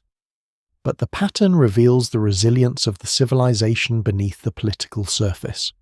Persian culture survives not because it is untouched, but because it is useful, prestigious, and capable of remaking outsiders into participants. By the late medieval period, the Persianate world is immense. It extends far beyond the boundaries of modern Iran. In Anatolia, Persian poetry and court culture influenced Turkish-speaking elites. In Central Asia, Persian remains a language of high literature and administration even where Turkic speech is widespread. In India, later sultanates and eventually the Mughal Empire will use Persian as a major language of rule and refinement. A person could travel across enormous distances and find Persian inscriptions, Persian poetry, Persian bureaucrats and Persian ideas of kingship in places never ruled by ancient Persepolis. This wider Persianate world helps explain why the name Persia remains so powerful outside Iran. To outsiders, Persian culture is visible in carpets, poetry, miniature painting, gardens, architecture, astronomy, medicine, and court ceremony. It is not only the memory of Cyrus and Darius, it is a living civilizational style. And because Europeans encounter this world through trade diplomacy, manuscripts, and luxury goods, Persia continues to feel like the natural name for the land at its center, even while the older name Iran remains alive internally. Inside the plateau, however, political unity remains elusive. After the Mongol successor, states rise and fall. The Timurids, though rooted in a Turco-Mongol military tradition, become among the greatest patrons of Persian art and literature. Herat under Timurid rule becomes a brilliant center of manuscript production, architecture, and intellectual life. Once again, the conqueror's lineage and the culture of rule do not match neatly. The sword may come from one world, the library from another. This mismatch is not a weakness. It is one of the reasons Persian civilization spread so widely. Because it is not locked to one dynasty or one ethnicity, it can be adopted by many. But there is also a cost. The broader Persianate world can flourish even when Iran as a territorial state is fragmented. The language grows wider than the land. The culture becomes cosmopolitan, but the political identity of Iran remains dispersed, waiting for a dynasty that can bind territory, religion, and kingship into a new form. That dynasty will be the Safavids. Their rise will not simply restore an old empire. It will create something different, something recognizably closer to modern Iran than any earlier post-Islamic state. They will make Shi'ism central to state identity. They will establish a territorial core. They will turn Iran from a cultural memory into a more sharply defined political reality again. But they inherit a world already prepared by centuries of Persian survival under non-Persian rulers. By the time the Safavids appear, Persia has become famous everywhere while Iran has remained a deeper name waiting for political shape. And in that long waiting, the story of the names becomes even stranger. Persia, the name outsiders love, has grown through poetry and empire far beyond Persia itself, while Iran, the older native identity, is about to re-enter history as the name of a state rebuilt from fragments. The Safavid rise begins in a world where Iran exists powerfully in memory, language, and geography. but not yet as a stable political state. For centuries, Persian culture has spread across courts and empires, carried by poets, scribes, merchants, mystics and conquerors who adopt it even when they come from elsewhere. But the plateau itself has been divided among rival powers, tribal confederations, local dynasties and ambitious military households. The old Sasanian idea of a realm of Iran has not vanished, yet it lacks a single body. It is present like a buried foundation beneath a city rebuilt many times. The Safavids give that foundation a new structure. Their origins lie not in a conventional royal house, but in a Sufi order based in Ardabil in northwestern Iran. Over generations, this religious movement becomes increasingly political and militarized, drawing support from Turkic-speaking tribal groups known collectively as the Kizilbash. Their red headgear gives them their name, and their devotion to the Safavid leader carries a fierce, almost messianic intensity. This is not the calm rise of an administrative dynasty. It is charged with charisma, religious passion, tribal loyalty and frontier violence. The evidence remains complicated, especially because later Safavid histories reshape the dynasty's early image, but what survives suggests a movement that transforms from spiritual brotherhood into revolutionary kingship. In 1501, the young Ismail enters Tabriz and declares himself Shah. He's still a teenager, but his victory marks one of the decisive turning points in Iranian history. The Safavid state does not merely add another dynasty to the list. It begins to define Iran in a new way. Ismail proclaims Twelver Shi'ism as the official religion of his realm, a decision with consequences that reach into the present. Before this, the Iranian world contains many religious communities and many forms of Islam, with Sunni Islam dominant in much of the region. The Safavid choice creates a sharp distinction between Iran and its powerful Sunni neighbours, especially the Ottoman Empire to the west and the Uzbek powers to the northeast. This religious transformation is not immediate or gentle. The population of Iran does not become uniformly Shiite overnight. Scholars still debate the pace methods and regional variation of conversion. The Safavid state imports Shiite scholars, sponsors institutions, pressures communities, and uses state power to reshape religious life. In some places, transformation is gradual. In others, coercion is real. What emerges over time is a new identity in which territory, dynasty, and Shiite Islam become increasingly intertwined. Iran is no longer only a memory of ancient kings or a literary homeland. It becomes a confessional state with a distinct place in the Islamic world. This is one of the most important reasons Safavid Iran feels closer to the modern country than many earlier states do. Its borders are not identical to those of today, and its society is still early modern dynastic and imperial, rather than national in the modern sense. But it gives the plateau a durable political and religious core. The idea of Iran now has a state behind it again. Yet the Safavid state remains deeply Persian, and not simply Persian at the same time. Its founding military base is Turkic-speaking. Its rulers write and operate in more than one cultural sphere. The Kizilbash tribal elites are essential to early power. Persian bureaucrats and administrators become essential to governing. The court draws on ancient Iranian kingship, Islamic legitimacy, Sufi charisma, and steppe military tradition. It is a fusion, not a pure revival. No single explanation fully accounts for its success because its strength comes precisely from combining elements that might seem contradictory. Shah Ismail himself embodies this complexity. He is a conqueror, a religious figure, a poet, and a symbol of dynastic destiny. He writes poetry in a Turkic language under the pen name Katay, while ruling a state that becomes one of the great centers of Persian culture. His reign is brilliant and violent, visionary and unstable. The early Safavid state expands quickly, but it also collides with the Ottomans. At Chaldiran in 1514, Ottoman firearms and military organization helped defeat Ismail's forces. The battle does not destroy the Safavids, but it exposes the limits of charisma against disciplined imperial warfare. It also hardens the Ottoman-Safavid frontier, giving the Sunni-Shiite divide a geopolitical shape. Later Safavid rulers, especially Shah Abbas I, rebuild and strengthen the state.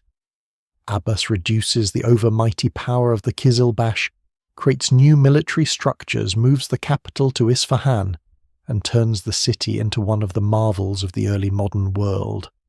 Isfahan under Abbas is not merely a seat of government, it is a statement in stone, tile, water and space. Royal squares, mosques, bridges, bazaars, gardens and palaces create an image of order and magnificence. The city becomes a living argument that Iran has returned to world power. The famous phrase that Isfahan is half the world may be poetic exaggeration, but it captures the city's aura. Visitors see broad avenues, blue-tiled domes, vaulted markets, and planned spaces that blend commerce, devotion, ceremony, and royal display. Armenian merchants are relocated to New Julfa, where they become vital to long-distance trade, especially in silk. This is a lesser-known but revealing detail. Safavid strength depends not only on kings and clerics, but on merchants, minorities, artisans, and global exchange. Iran is not isolated. It is tied to India, the Ottoman world, Russia, the Persian Gulf, Central Asia, and Europe. To Europeans of the period, this state is still Persia. Travellers write of Persia. Diplomats visit Persia. Maps mark Persia. The name is too deeply embedded in Western usage to change. But internally, the concept of Iran remains meaningful, especially in courtly and historical language.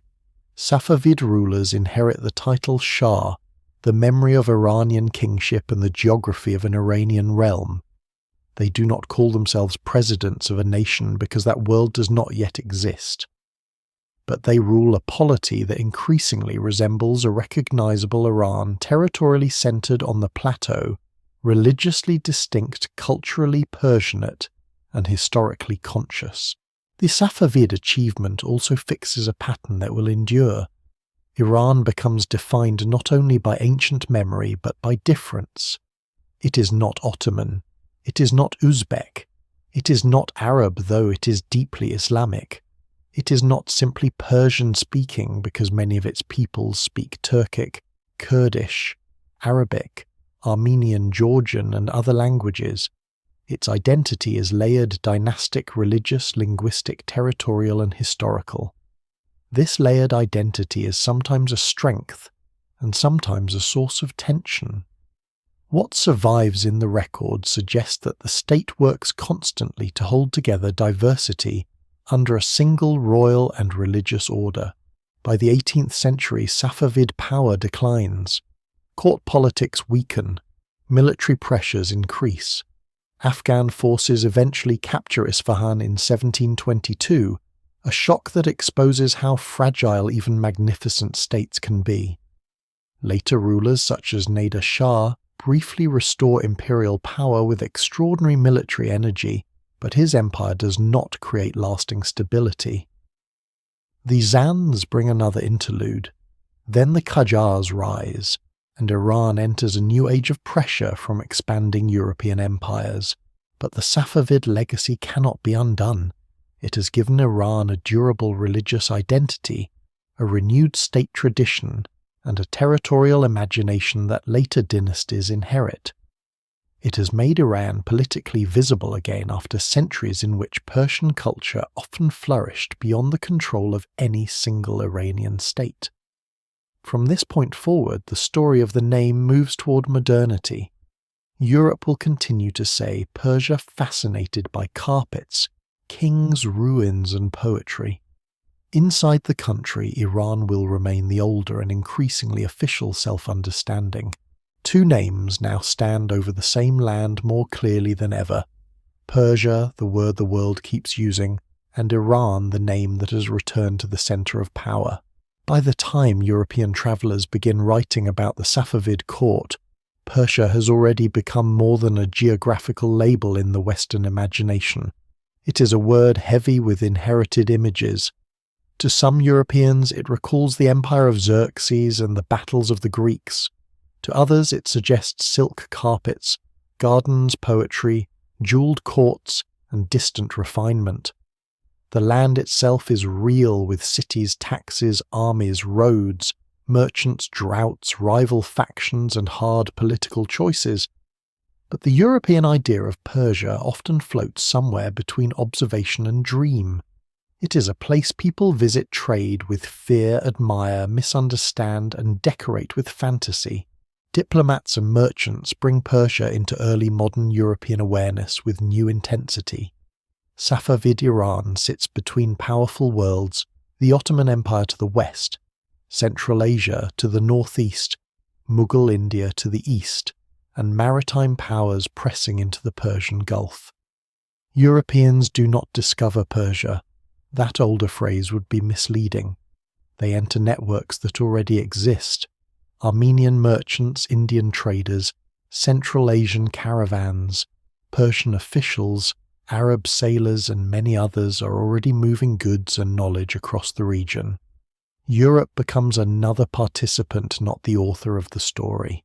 Still, European writings matter because they help preserve the name Persia internationally. Travellers describe Isfahan's avenues and squares the ceremonial dignity of the Shah, the brilliance of tiled mosques, the complexities of court ritual, and the wealth of silk trade. Some accounts are careful, others exaggerate or distort.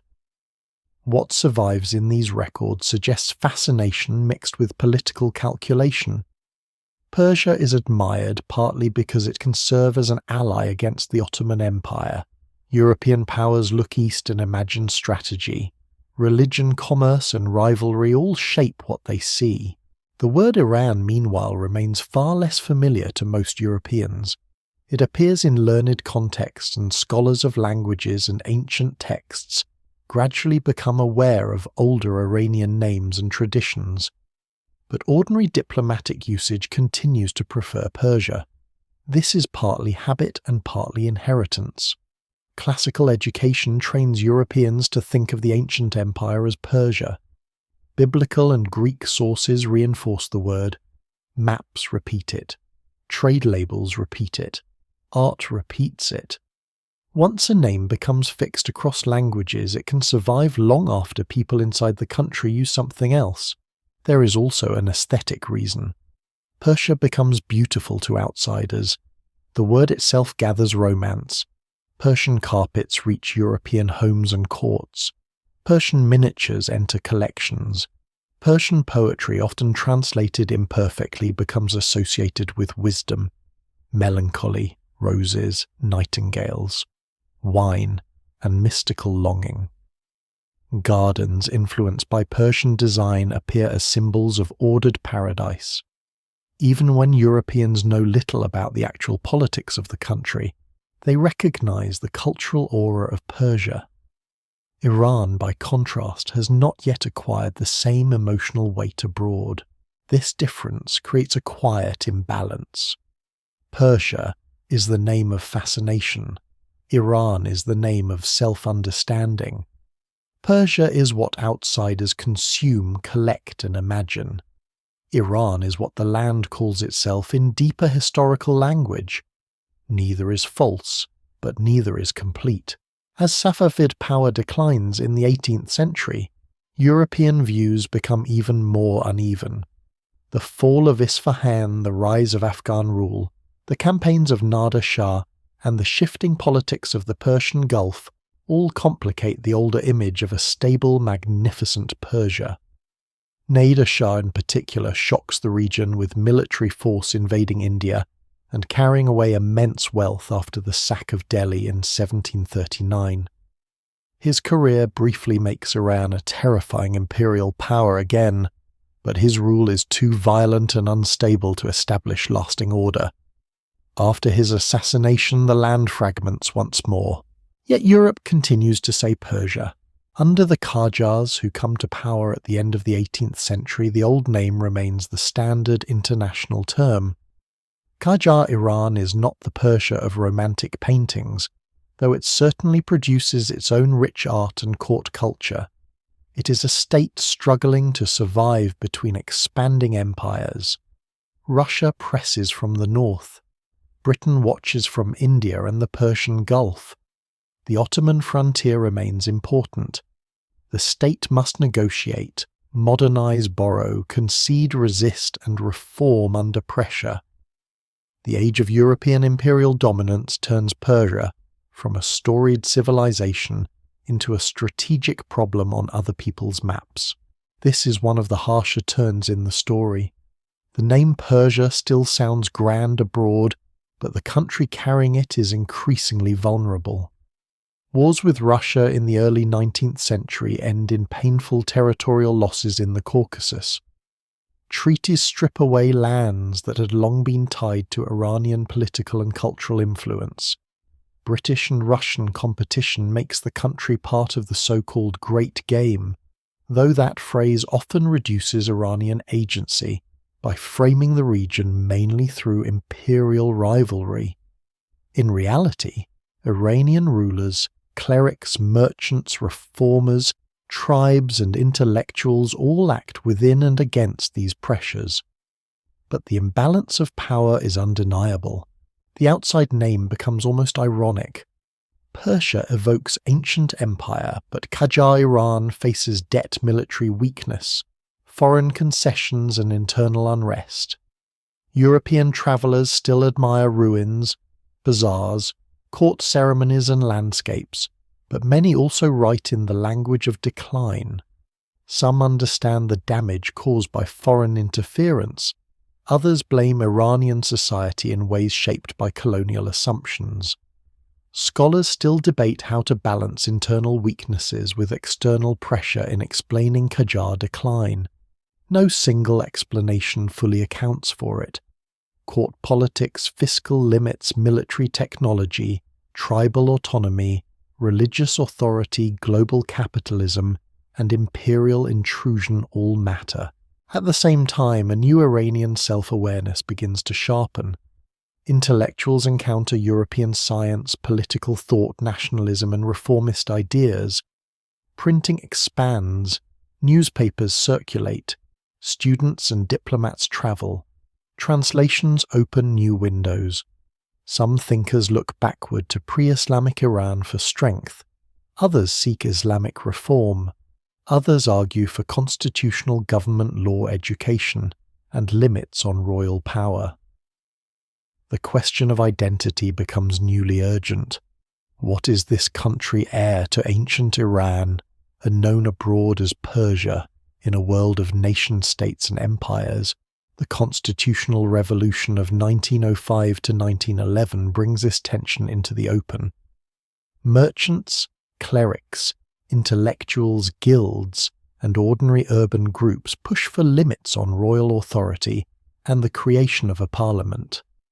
The movement is complex, not a simple copy of European liberalism. It draws on Islamic concepts of justice, anger at foreign concessions, economic distress, and modern political ideas. It does not solve Iran's problems, and it faces repression, foreign intervention, and internal division, but it marks a turning point. The people of the country begin to claim political voice in new ways. In European writing, the word Persia continues. In Iranian political life, the idea of Iran becomes increasingly tied to sovereignty, reform, and national survival. The old civilizational name is no longer only epic or historical, it becomes modern. It becomes a way to speak of a people and a state under pressure. By the early 20th century, the gap between the two names has become more than linguistic. Persia is the beautiful name carried by outsiders shaped by classical memory and Orientalist imagination. Iran is the older native name being drawn into modern nationalism, state reform, and anti-imperial anxiety. The world still sees Persia. Many inside the country increasingly think in terms of Iran. And as the Qajar state weakens, a soldier from the north rises into power with a vision of order modernization and national revival. Under Reza Shah, the question of what the country should be called will finally move from cultural tension to diplomatic command. Modernity reaches Tehran not as a single awakening, but as pressure from every direction.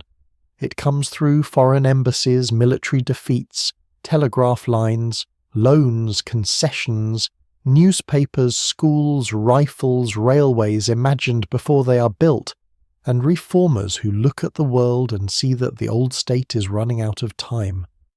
Qajar Iran is still ancient in memory, still rich in poetry, ritual craft and local power, but it is increasingly trapped inside a century that rewards centralized armies, disciplined bureaucracy, industrial production, and control over borders.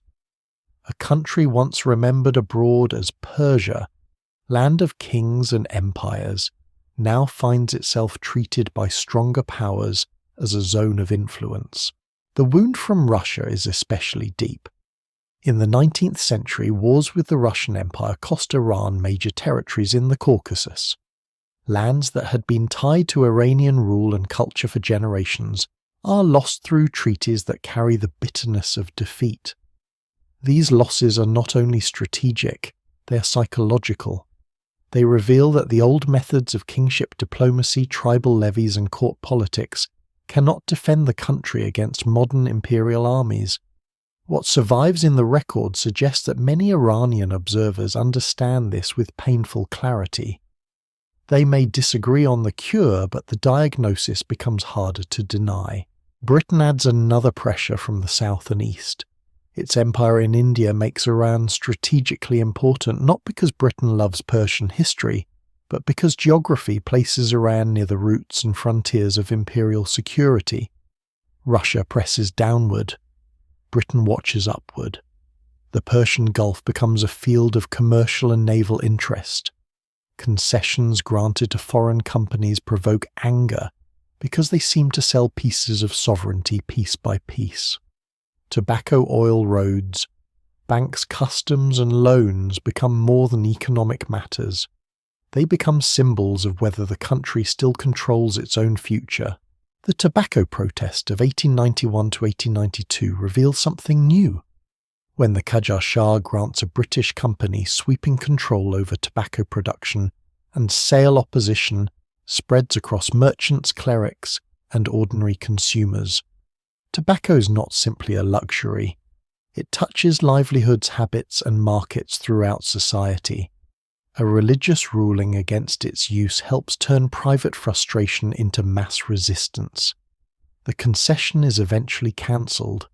This episode matters because it shows that power in Iran no longer flows only from palace to province. Bizarre networks, clerical authority, public anger, and political communication can force the monarchy to retreat.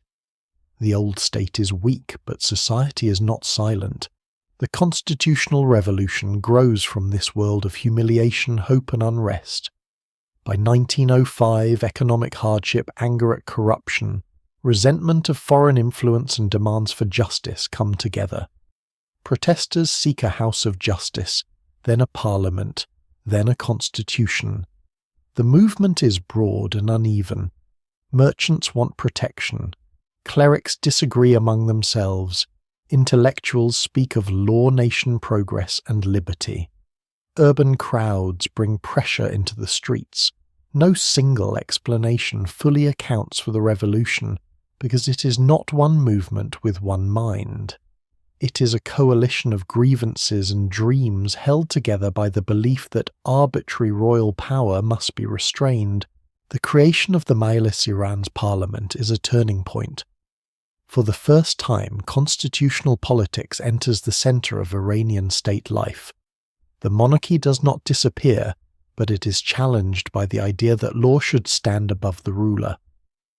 This is a profound shift in a civilization where kingship has carried sacred imperial and poetic weight for millennia. The Shah is no longer only shadow of God, heir of kings, or center of ceremony.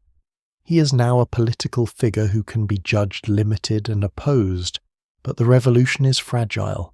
Royalist backlash, factional division, foreign intervention and military weakness threaten it almost immediately.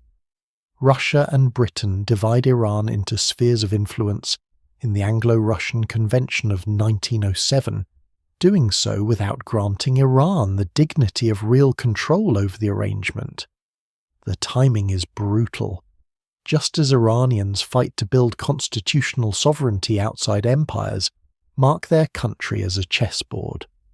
The evidence remains painfully clear. Modern Iranian nationalism develops not in comfort but under the shadow of intrusion.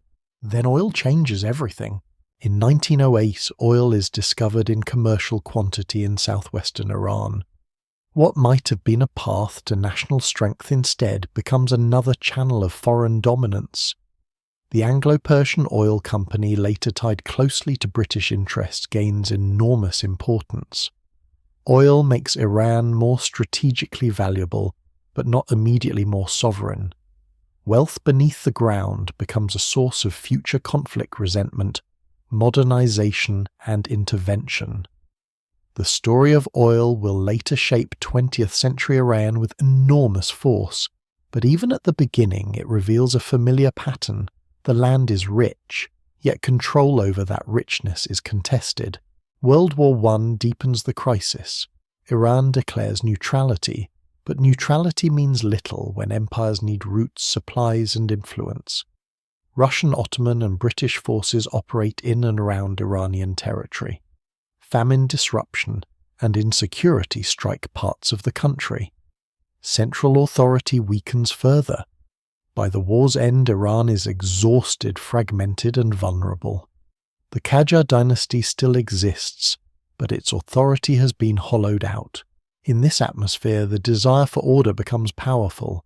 Many Iranians, including reformers who value constitutionalism, also fear chaos, tribal fragmentation, foreign occupation, and administrative collapse. Modernity is no longer just an ideal of schools and laws. It becomes a demand for roads, taxes, soldiers, courts, uniforms, censuses, and a state that can actually enforce its decisions. The question is whether such a state can be built without crushing the political freedoms that reformers fought to create. Reza Khan rises from this uncertainty. A military officer in the Persian Cossack Brigade, he helps lead the 1921 coup that brings him into national power. At first, he is not Shah. He becomes war minister, then prime minister, then the dominant figure in the country. His appeal lies in discipline, centralization, and force.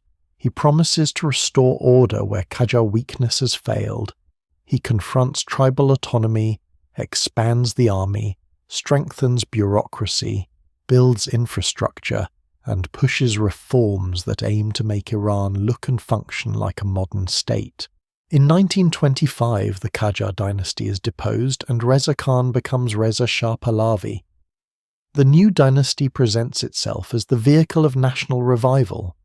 The choice of the name Pahlavi is itself symbolic, reaching back to pre-Islamic and Middle Persian associations. This is not accidental.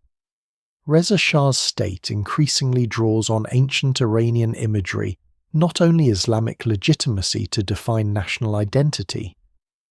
Archaeology, language reform, education, military ceremony, and public history all become tools in reshaping how the country imagines itself. This is where the old name Iran begins moving toward official international prominence. Inside the country, Iran is already the native name, but Reza Shah's government wants the outside world to recognize that name too. The motives are layered. There is genuine historical grounding. Iran is ancient, native, and tied to the long identity of the land. There is also modern nationalism. The state wants dignity, sovereignty, and a break from foreign habits of naming. And there is political symbolism. Reza Shah wants to present his rule as national rebirth, not merely another dynasty in a country foreigners call Persia. Yet the modernization he drives is harsh. Roads and schools expand, but political opposition is restricted. Tribal groups are subdued. Dress codes and social reforms are imposed from above, clerical influence is challenged, central power grows often at the expense of local autonomy and constitutional life. Scholars still debate how to balance the achievements of state building against the authoritarian nature of his rule. What survives in the record suggests both transformation and coercion. Iran becomes stronger in some ways, but not freer in many others. By the early 1930s, the stage is set for the diplomatic change. The world still says Persia with all its romance and inherited misunderstanding. Reza Shah wants Iran with all its ancient depth and modern nationalist force. The coming request will seem small on paper, but it will carry the weight of centuries and old civilization asking to be named not by the memory of outsiders, but by the name it has long kept for itself. In 1935, the request becomes official. Foreign governments are asked to use the name Iran instead of Persia in formal correspondence. The change appears simple enough: a diplomatic instruction, a correction of terminology, a state asking to be called by its own name. But the meaning beneath it is anything but simple. Reza Shah is not inventing Iran. He is taking a name with ancient roots, a name used within the country for centuries, and pushing it outward into the international system. What had long been native becomes official abroad. The timing matters. Reza Shah's government is engaged in a broad campaign of modernization and centralization. Road schools, courts, military reforms, dress regulations, surname laws, and state ceremonies all aim to create a more unified country under a stronger central authority. The name Iran fits this project perfectly. It sounds older than the monarchy and broader than one province. It evokes the ancient Iranian identity that reaches beyond the word Persia, which technically begins in Pars, the southwest homeland of the Achaemenids.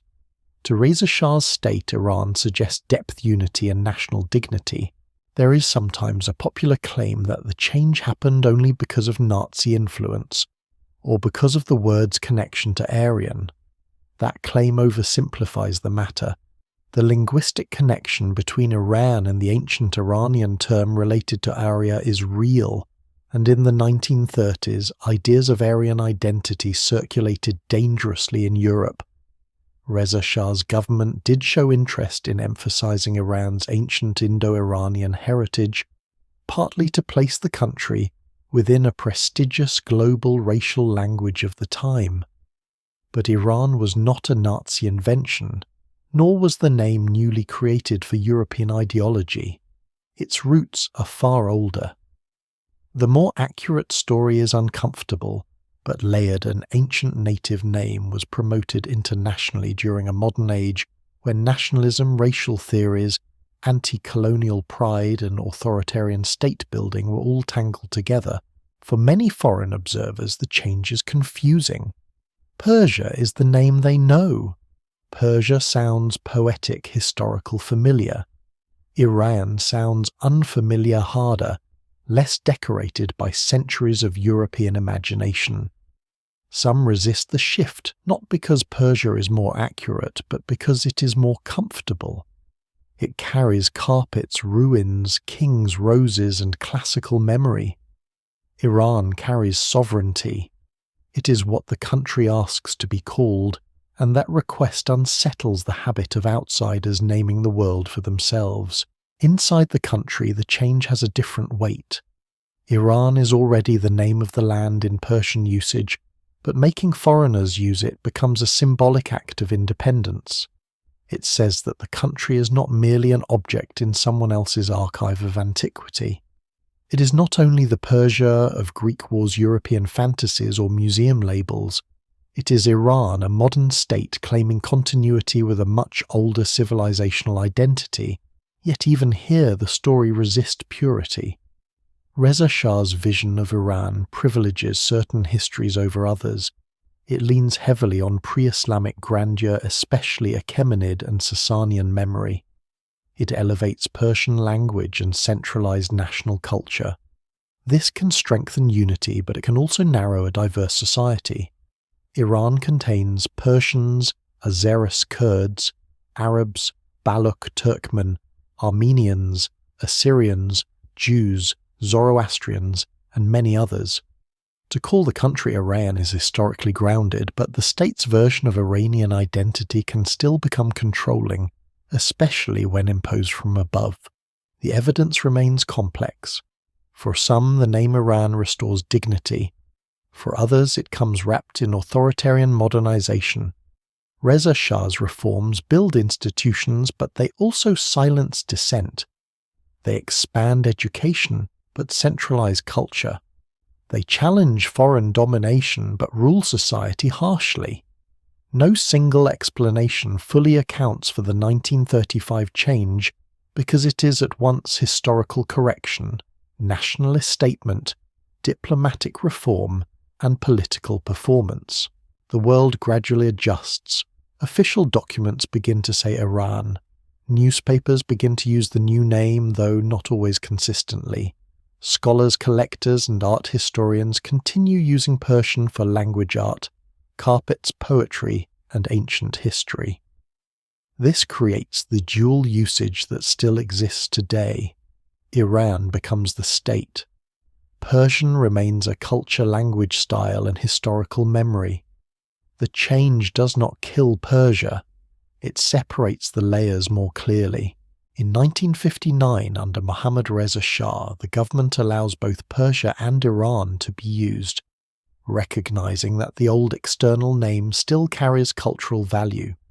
But by then, Iran has become firmly established as the official international name of the country. The reversal is not really a reversal. It is an acknowledgement of reality. The country has two names in global imagination, and each tells a different truth. The 1935 decision therefore marks a turning point but not an ending. It brings the older native name into modern diplomacy. It challenges outsiders to update their language. It ties the Pahlavi state to ancient identity. But it also reveals how names can carry power. To rename a country is never only to change a label. It is to decide which past should stand in front, which memory should speak first, and who has the authority to define a civilization. Persia had been the name of empire as seen by others. Iran became the name of continuity claimed from within. And once the world learned to say Iran, it could no longer pretend that Persia was only a beautiful ruin belonging to history. The country was present, modern, wounded, ambitious, and unfinished, and Persia does not vanish when Iran becomes official. It lingers not as a rejected name exactly, but as a second atmosphere around the country, a word filled with art, memory, longing, and misunderstanding. Iran becomes the name of the state, the name on embassies, news reports, passports, treaties, and modern political history. Persia remains in museums, poetry collections, carpets, miniature paintings, restaurant names, language courses, gardens, and the imagination of people who may know little about the modern country but still feel the pull of its older image. This survival is not accidental. Persia carries cultural weight that Iran, especially in the 20th and 21st centuries, often cannot carry in the same way abroad. For many people outside the region, Iran becomes associated with revolution oil, geopolitics, sanctions, clerics, nuclear disputes, and conflict with the West. Persia, by contrast, seems to belong to beauty and antiquity. It suggests Hafez and Rumi Persepolis, and Cyrus turquoise domes, silk roads, gardens, calligraphy, and carpets woven with impossible patience. One name becomes political, the other becomes poetic. That division is powerful, but it is also misleading, because Persia and Iran are not separate civilizations. The carpet and the constitution, the poem and the protest, the ruin and the refinery, the ancient king and the modern citizen all belong to the same long, difficult history. To separate Persia as beauty from Iran as politics is to make the old mistake again, to let outsiders choose which part of the land feels comfortable enough to admire. Still, the appeal of Persia is real. Persian culture has a softness and refinement in global memory that comes from centuries of artistic influence. Persian carpets are not merely decorative objects. They preserve patterns of garden geometry symbolism and regional craft. Persian poetry is not merely romantic ornament. It carries philosophy, grief, mysticism, satire, and the ache of impermanence. Persian miniature painting is not merely delicate beauty. It is a visual world of kings, lovers, battles, gardens, angels, hunters, and manuscripts where time feels suspended. These traditions survive because they speak across borders. The Persian language also keeps the older name alive. In English, people often say Persian for the language while the native term is Farsi. Both usages have contexts, but Persian connects the language to a vast literary history. To call Ferdowsi, Hafez Sadi or Rumi part of Persian literature is not to deny Iran. It is to recognize a cultural tradition that extends beyond modern national borders and across centuries. Yet even here the story remains complicated. Rumi, for example, is claimed by many places and peoples because he lived in a world where modern borders did not exist. He wrote much of his poetry in Persian, but his life connects Balkh Anatolia Islamic mysticism and a broader Persianate culture. No single modern nation can fully contain him. This is why Persia survives so stubbornly it is larger than a state name.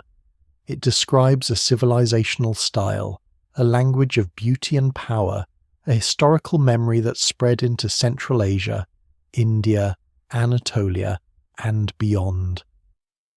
But Iran survives more deeply as the name of the land and people who carried one of the central sources of that tradition. The two names overlap without being identical. For Iranians themselves, the word Persia can evoke mixed feelings. Some embrace it as a way to highlight pre-Islamic heritage, artistic refinement, or continuity with a world admired globally. Others prefer Iran because it is native official and less filtered through Western fantasy. Some use Persian to describe language and culture, Iran to describe country and nationality. Diaspora communities sometimes lean on Persia to escape the political burden attached to Iran in foreign media. That choice is understandable, but it also reveals how history can pressure identity into performance. A person may say Persian when they want to be received through poetry, rather than politics through civilization rather than headlines. The evidence of this dual identity appears everywhere. Restaurants advertise Persian cuisine, not Iranian cuisine, because the word feels warmer to many customers. Museums exhibit Persian art even when the objects come from periods when the state itself would have been called Iran internally. Scholars speak of the Persianate world to describe cultural zones shaped by Persian language and courtly models outside Iran. Meanwhile, official institutions use Iran. News outlets use Iran. International law uses Iran. The modern country stands under one name while its cultural shadow often moves under another. There is no perfect solution to this. Names do different kinds of work. Persia is not wrong when used for ancient empires' language, art, and broader cultural history. Iran is not merely a political rebrand, but the historically rooted name of the country. Confusion comes when one name is used to erase the other. Calling everything Persian can obscure the diversity and native self-understanding of Iran. Calling everything Iranian can obscure the wider Persianate world that stretched beyond modern borders. The truth is layered as it has been from the beginning, and perhaps that is fitting. This land has always lived through layers: Elamite and Persian, Zoroastrian and Islamic, Turkic and Iranian, courtly and tribal, imperial and wounded, local and cosmopolitan, ancient and modern. The survival of both names reflects that layered history. Persia remains because the world remembers the brilliance of what came from this civilization. Iran remains because the people of the land never needed outsiders to tell them what their home was called. What survives in the record suggests that names endure not only through accuracy, but through emotional force. Persia endured abroad because it enchanted the imagination. Iran endured within because it carried belonging. One name travelled through admiration and conquest, the other through memory and self-recognition. Neither fully contains the whole story alone. By the time the modern world speaks of Iran, Persia is still there, just beneath the surface, like the ruins of Persepolis under sunlight, like a line of poetry recited centuries after the poet's death, like a garden pattern woven into wool by hands that may never see the palace traditions they inherit. The name has changed on maps, but civilizations are not maps. They are accumulations of memory, and memory rarely obeys official instructions. In the end, Persia and Iran are not two separate stories fighting for the same land.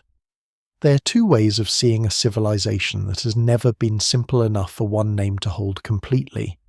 Persia is the name carried outward by Empire Greek memory, European maps, poetry, carpets, ruins, and the long fascination of outsiders.